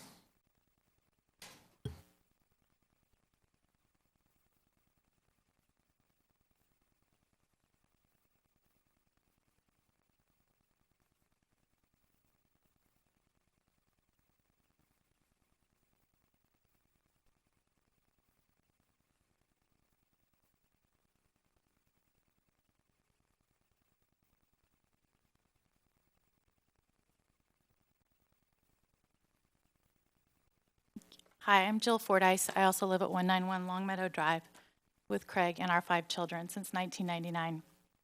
Originally, I want to note that we did ask for a continuance for tonight because of the fact that it was a 717-page document, and I know that many of my neighbors that care deeply about this subject haven't been able to comment or be here tonight. So I did want to reiterate that.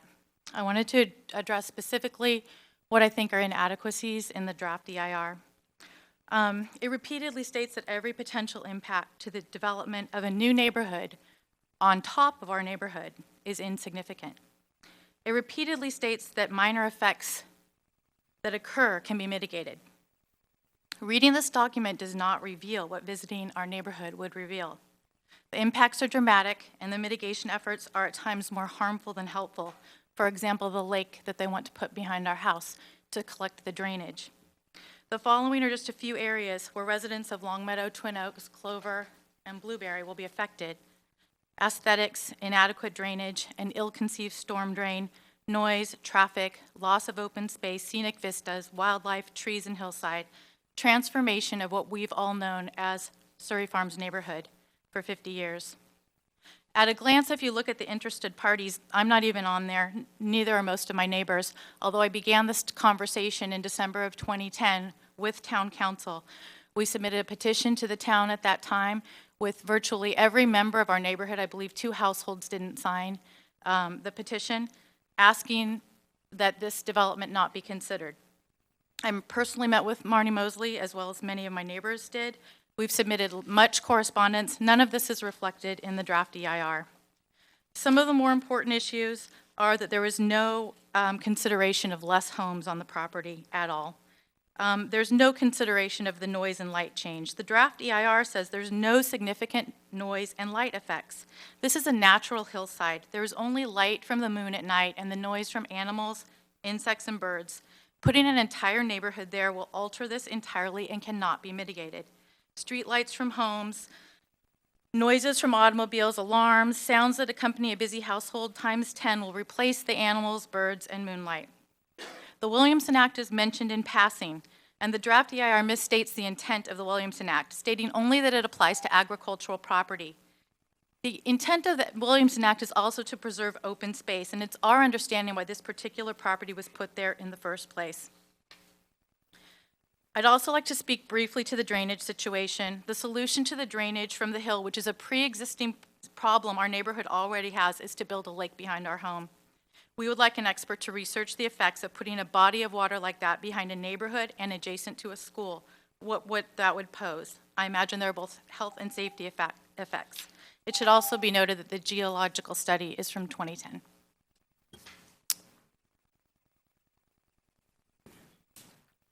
These are pictures taken from my backyard of the proposed development site. I apologize. Thank you for... All right. Thank you very much. Our next speaker is Mark Johnson.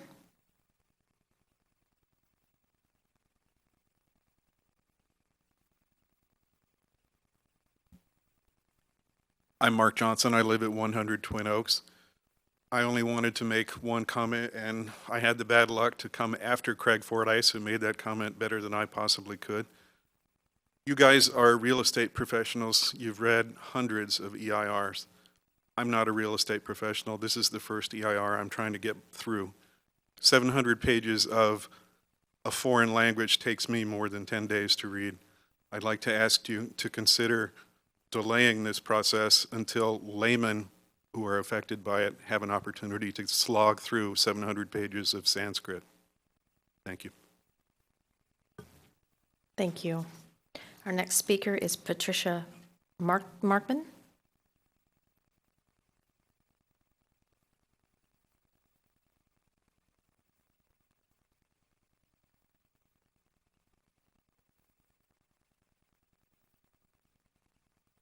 Patricia Markman, 187 Long Meadow Drive. I've lived in my house for 29 years and 1 month, exactly. And I love the neighborhood. I love my neighbors. It's a wonderful town. It's changed dramatically over the period of time that we've lived there. And one new change is going to be this development on the hillside. I am one house away from the actual hillside. And while I can understand why the developers want to develop it, I disagree with the fact that it will take away the hillside and what the town wants, which is open space. Needless to say, you know all about the traffic concerns that everybody in town has currently. This traffic will come down Longmeadow onto Kennedy Road to Los Gatos Boulevard. Kennedy and Los Gatos Boulevard are ranked as a C in their traffic concerns. It's not a good rating since D is the lowest you can go. Getting off Kennedy onto Los Gatos Boulevard is often a tremendous hassle. Getting down Los Gatos Boulevard is as well. Having trucks and other vehicles traversing that intersection, going up Kennedy onto Long Meadow, and then through the neighborhood streets is not going to help mitigate anything. The neighborhood could write its own mitigation plan. It won't be any good because you cannot put back once you've taken it away. Once you take away the open space, you can't put it back. You're going to have houses there, you're going to have traffic, you're going to have noise. Currently, I have deer that eat all my landscaping. The deer will be moving out of town, higher up on the hillside. We have bobcats that visit periodically. We have other wildlife. We hear the coyotes every night. All that's going to be displaced. Where are we going to house them? They're going to look for new neighborhoods to move into. Obviously, the views will be taken away, and while the report says, not a problem, it's a problem for us. Not a problem if you go further down the street and you can't see the hill, but once you approach it, it will be a problem. And it's a high fire zone. We don't need additional problems up there with lawnmowers and barbecues and the potential for fire there as well. The drainage is a big problem also. Thank you. Thank you. And the next speaker is Steve Markman.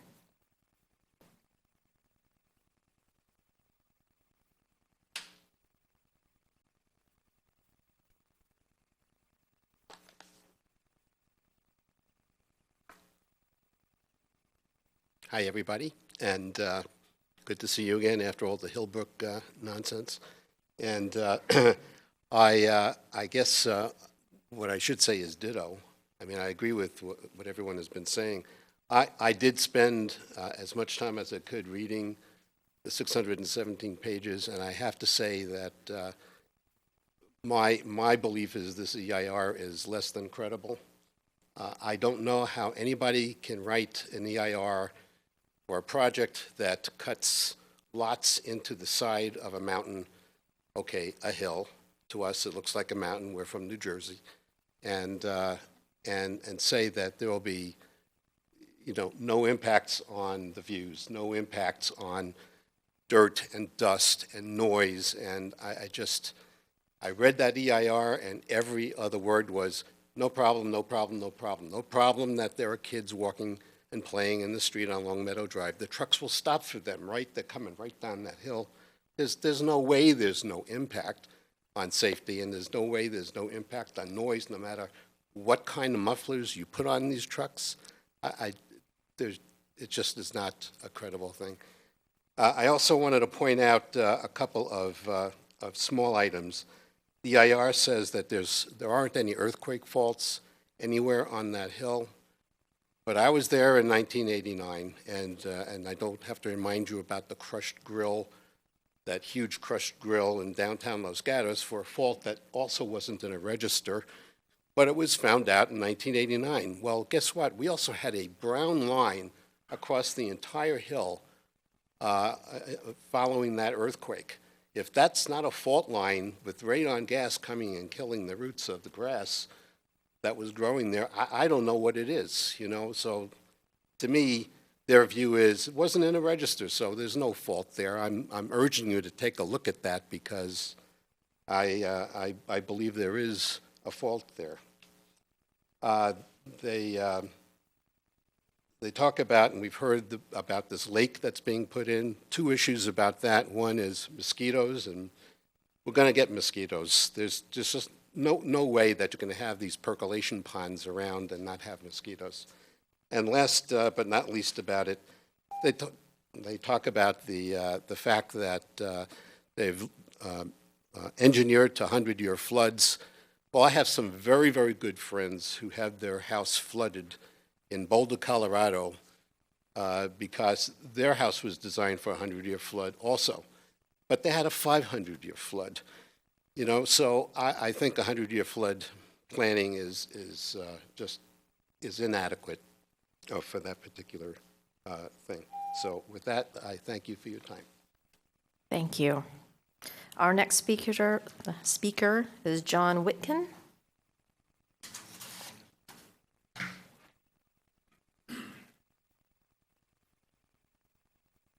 John Whitkin, 188 Twin Oaks Drive, and I don't need to reiterate things that are going on, but I did have a position paper that I printed up to pass out, and we also suffered extensive damage during the '89 earthquake. But we really love our open space. We really love the hillside. It's part of Los Gatos for that whole neighborhood, and I just wanted to drop off that communication. All right. Thank you. Yeah. Oh, yes, yeah, thank you. We're going to take a moment and read it. Thank you.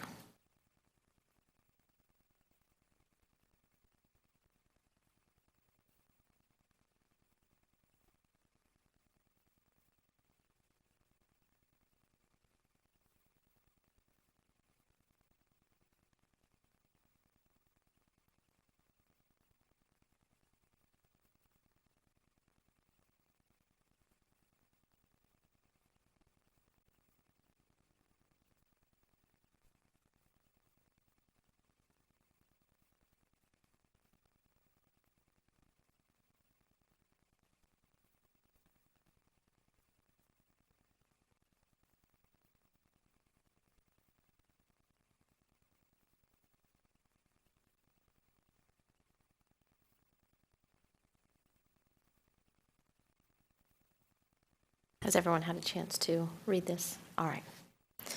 Our next speaker is Cindy Schenker.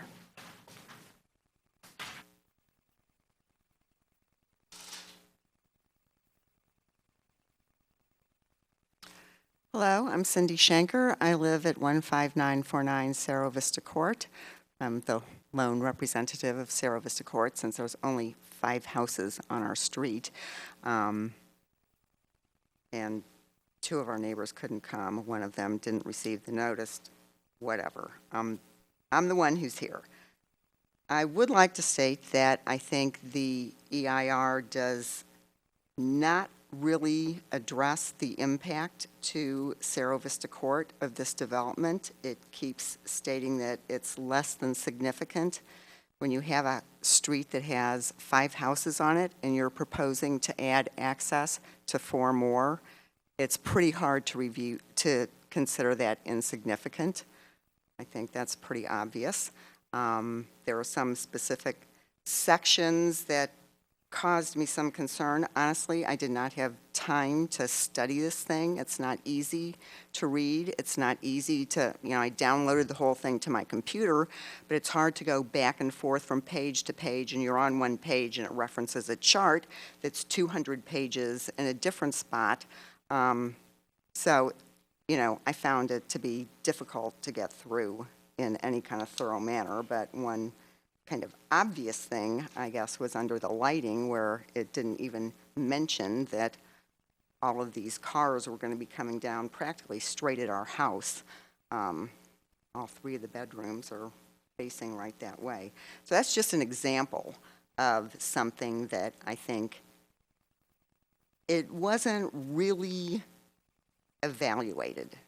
I feel like everything is just less than significant. It's hard to believe that that would really be the case when you look at the circumstances. So, I think some of the assumptions can be called into question, and that's all I can really say right now, since I haven't had the time to look at this report and the level of detail that it deserves. So, thank you. Thank you. Our next speaker is Dave Greenfield.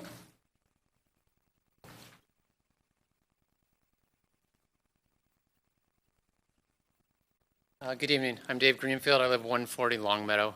And I think the points that most people brought up already have been very articulate. I just want to amplify 2 points. The first is the unanimity of response and information you're hearing from the neighbors in Surrey Farms. And this is basically reflecting what we view as things that are being changed for us in terms of the solitude, the peace, the quiet, the traffic, all these things that are not being mitigated properly. What you're hearing from every neighbor here is that we're concerned that things are going to change dramatically, not for the better, but entirely for the worse. And you're hearing the same consistency from every single person. The second point I want to bring up is traffic on Long Meadow. A lot of kids live on the street. It's very quiet. And we're talking lots of trucks, lots of construction for years. So the traffic consideration, and there's another entrance as well on the other side, is really significant on Long Meadow and on the other entrance on the opposite side.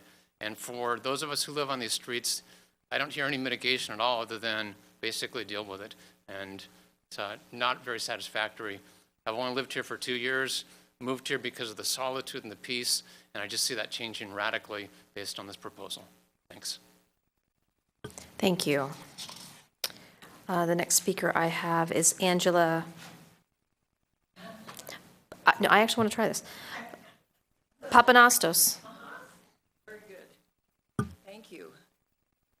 Good evening. I agree, of course, with everybody. One thing that I noticed in the last, 3 or 4 months, they've added a stop sign to our street on Kennedy Road. We used to have to stop on in Long Meadow, but if you were coming from Los Gatos Boulevard on Kennedy, you didn't have to stop. Well, now we have to stop. It's a 3-way stop at that intersection. It's almost like they're getting ready to put a light up or something. That's how I feel about it. I just can't even imagine the kind of traffic we're going to have. If the hill had been developed already and people wanted to build down below, those people up there would not be affected at all. But the people where we live on Twin Oaks Drive, especially on Long Meadow, are going to be terribly impacted by all the traffic that's going to be coming. And I really hope something can be worked out that'll make it satisfactory to everybody. Thank you. Next speaker is Lee Cantata.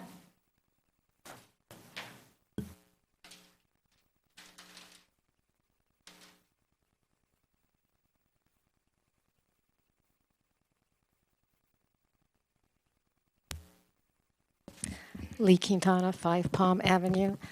I just like to ditto the sentiment that this is a very difficult EIR to get through. It's very long, and to have 10 days to have read it from the time the notice came out is, I think this was a premature meeting. It should have been held a little bit later in the process.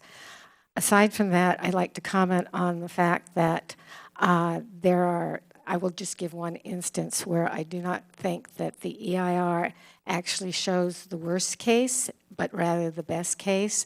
What the example would be on figure 3-3B, where it shows the cross-section of some houses that are nicely stepped into the hillside, and therefore it concludes that the sites are buildable and there's no significant whatever from that section. However, we have seen that kind of conceptual analysis in EIRs before for hillside projects, and then when the hillside projects come in fact, the site plan is quite different, and the houses aren't stepped into the hillside, but rather they are built into the hillside. The foundation's not stepped with the roofs, as examples from the Shady Lane project that were on your agenda tonight. And so I think that in addition to showing the best case that can happen, there also should be the worst case. And I do not think that the EIR adequately addresses the impacts of those houses being built down the road in terms of cut and fill, because this EIR only considers the cut and fill for the subdivision itself. And the last thing I wanted to say was with regard to Lot 7, which has in the EIR apparently determined that the driveway would have slopes greater than 20%. Given that you're looking at an EIR and a subdivision, I think more thought should be given to eliminating the possibility of having a lot that has driveway grades more than 15% and either redesigning the subdivision or reducing the number of lots. Thank you, Lee. The last card I have is for Shannon Sussick.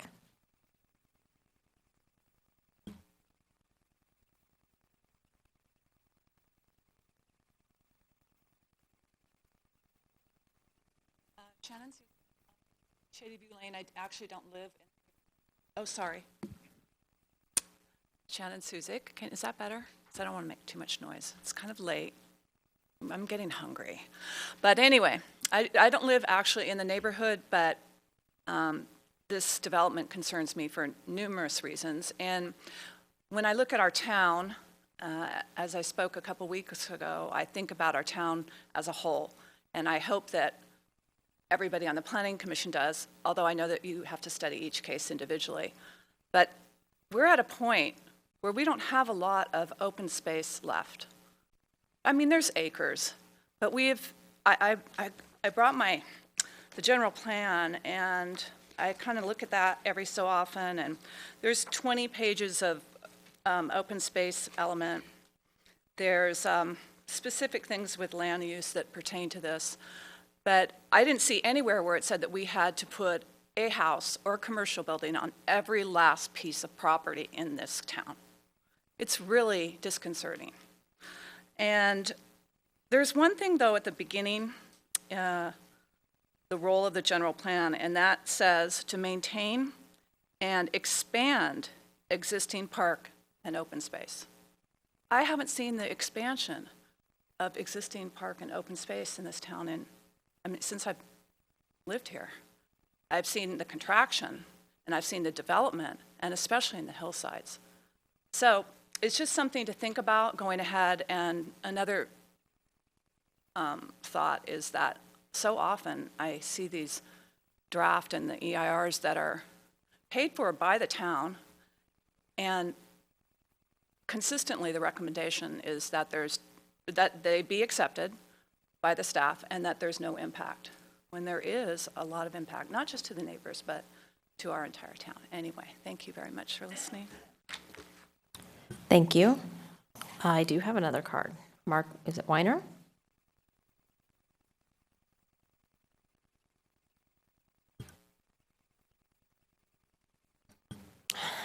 You're all right.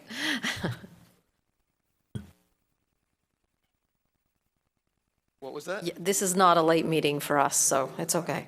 Well, I never chose to do planning instead of general plan, thank you. So Mark Weiner, I've been in the neighborhood for about 15 years, in Los Gatos for 46, about 8 years on the general plan committee and the redo committee for the 2000 round of the plan. I read through the EIR, spent time on the weekend. I'm not as concerned about extending the time. I didn't read all 700, but I did go through some detail. Just my own views and not nearly as experienced as you all. I've probably done a couple of dozen EIRs in just my time on general plan. Was on the Hillside committees where we did the Hillside in the late 90s.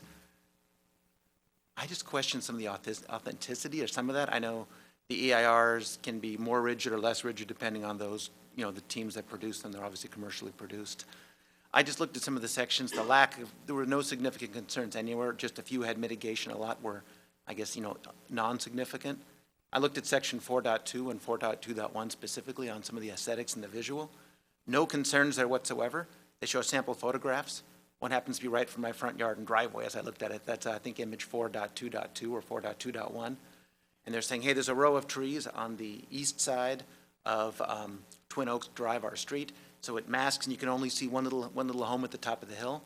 But if you look at all the homes on the east side, some of the folks that got up there and spoke, very clearly, if you simply look around, look side of the driveway, a lot of those, you're going to see 8 or 10 homes in the hills and a lot of those folks' backyards.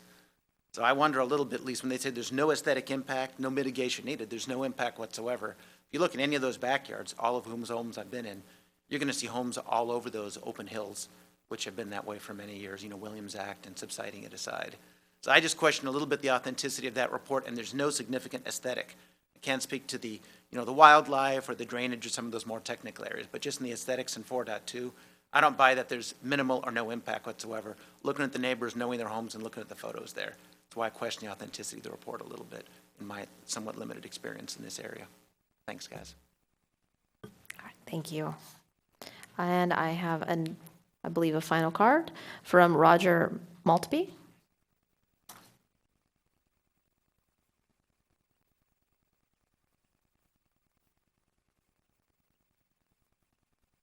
Roger Maltby from 179 Long Meadow Drive, and I've been on that neighborhood and in that home since 1987. When my wife Donna and I bought the house, it was for a very specific reason. It damn near broke me at the time. But it was a wonderful, quiet neighborhood and a great place to raise our 2 kids, which we were happy to do. And really, there's 2 ways in and out of the neighborhood. Old Road or down Long Meadow Drive. Never had a concern about their safety or their ability to wander the neighborhood. But this town has changed greatly over the years. As Angela said earlier, the new stop sign by the mouth of our road in Kennedy, one put in further down Kennedy. There are mornings it'll take us, we'll have to wait for the stoplight at Los Gatos Boulevard in Kennedy 4 times to get through it. That's the kind of change we've seen. This did not exist when we moved there in '87. To further impact our neighborhood in that area, not to mention some of the impact we get from Hillbrook School behind us that has also impacted our traffic in the area, it will help destroy the very reason we bought and wanted to live in that neighborhood. That's my biggest concern, is for the lifestyle that we've all paid greatly for. It's not an inexpensive place to live, and there was a lifestyle that we were trying to achieve. To see that go away, I think, is unfair, certainly to the longtime residents and even the new residents of our neighborhood that thought they were moving into a certain situation for their family, be it young or old, and to see that materially change, I think, would be wrong. All right, thank you. I do not have any more cards. There was somebody that still wanted to speak. All right. So I want to thank everybody for your comments. We absolutely sympathize with you that these are very long and lengthy documents to go through. So I would like to remind everybody that if you are still looking at them, you have additional comments that you would like to make sure that are addressed in the final EIR, that you can email those comments to staff. They will be receiving those until the end of business, October 9th. And I encourage you or any of your neighbors to please do so. And then once we have those, staff will be setting the next commission meeting where we will review the final EIR that includes all those comments, both in writing and that we received today. So thank you. I believe at that point we are closing the public portion of our hearing tonight. Mr. Erickson, I believe you had something that you wanted to say tonight. So on behalf of the present commissioners, planning commissioners, and a couple of former commissioners, we would all like to say congratulations to Ms. Pravetti on her appointment as town manager. When you stepped into the role of community development director, it was a very seamless transition for all of us. And you've provided exemplary leadership for the staff that we interact with, all of the community development staff, in particular the planning staff. And you did that while you foolishly, maybe, accepted 2 jobs for the town, both the community development director and assistant town manager. But while you were filling those 2 jobs, you never compromised your dedication to the members of the Planning Commission. You were always available when we needed you to be available to us. You challenged us when we needed to be challenged. You nurtured us when we needed to be nurtured. So we would like to thank you in a big way and congratulate you. So I would ask my fellow commissioners to stand and give her a big round of applause.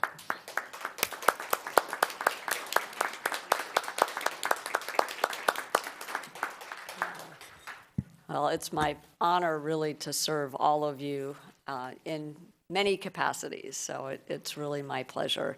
And I will continue to do so, but you've got a great team of staff and community development, and I think you've seen that over the years. And together, we're going to continue to do great things and accomplish great things for our town. So thank you very much. Those are very kind words.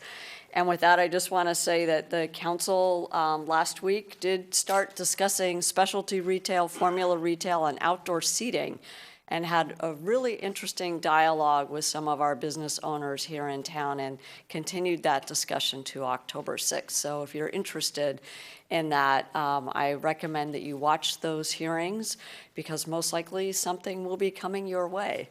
And we'll see what that is. So again, thank you for the kind words, and I appreciate all of your patience as we undergo our transition here in the town. Thank you.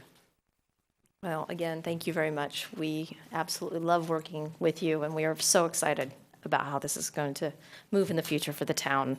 Do we have any other commission matters? All right, meeting adjourned.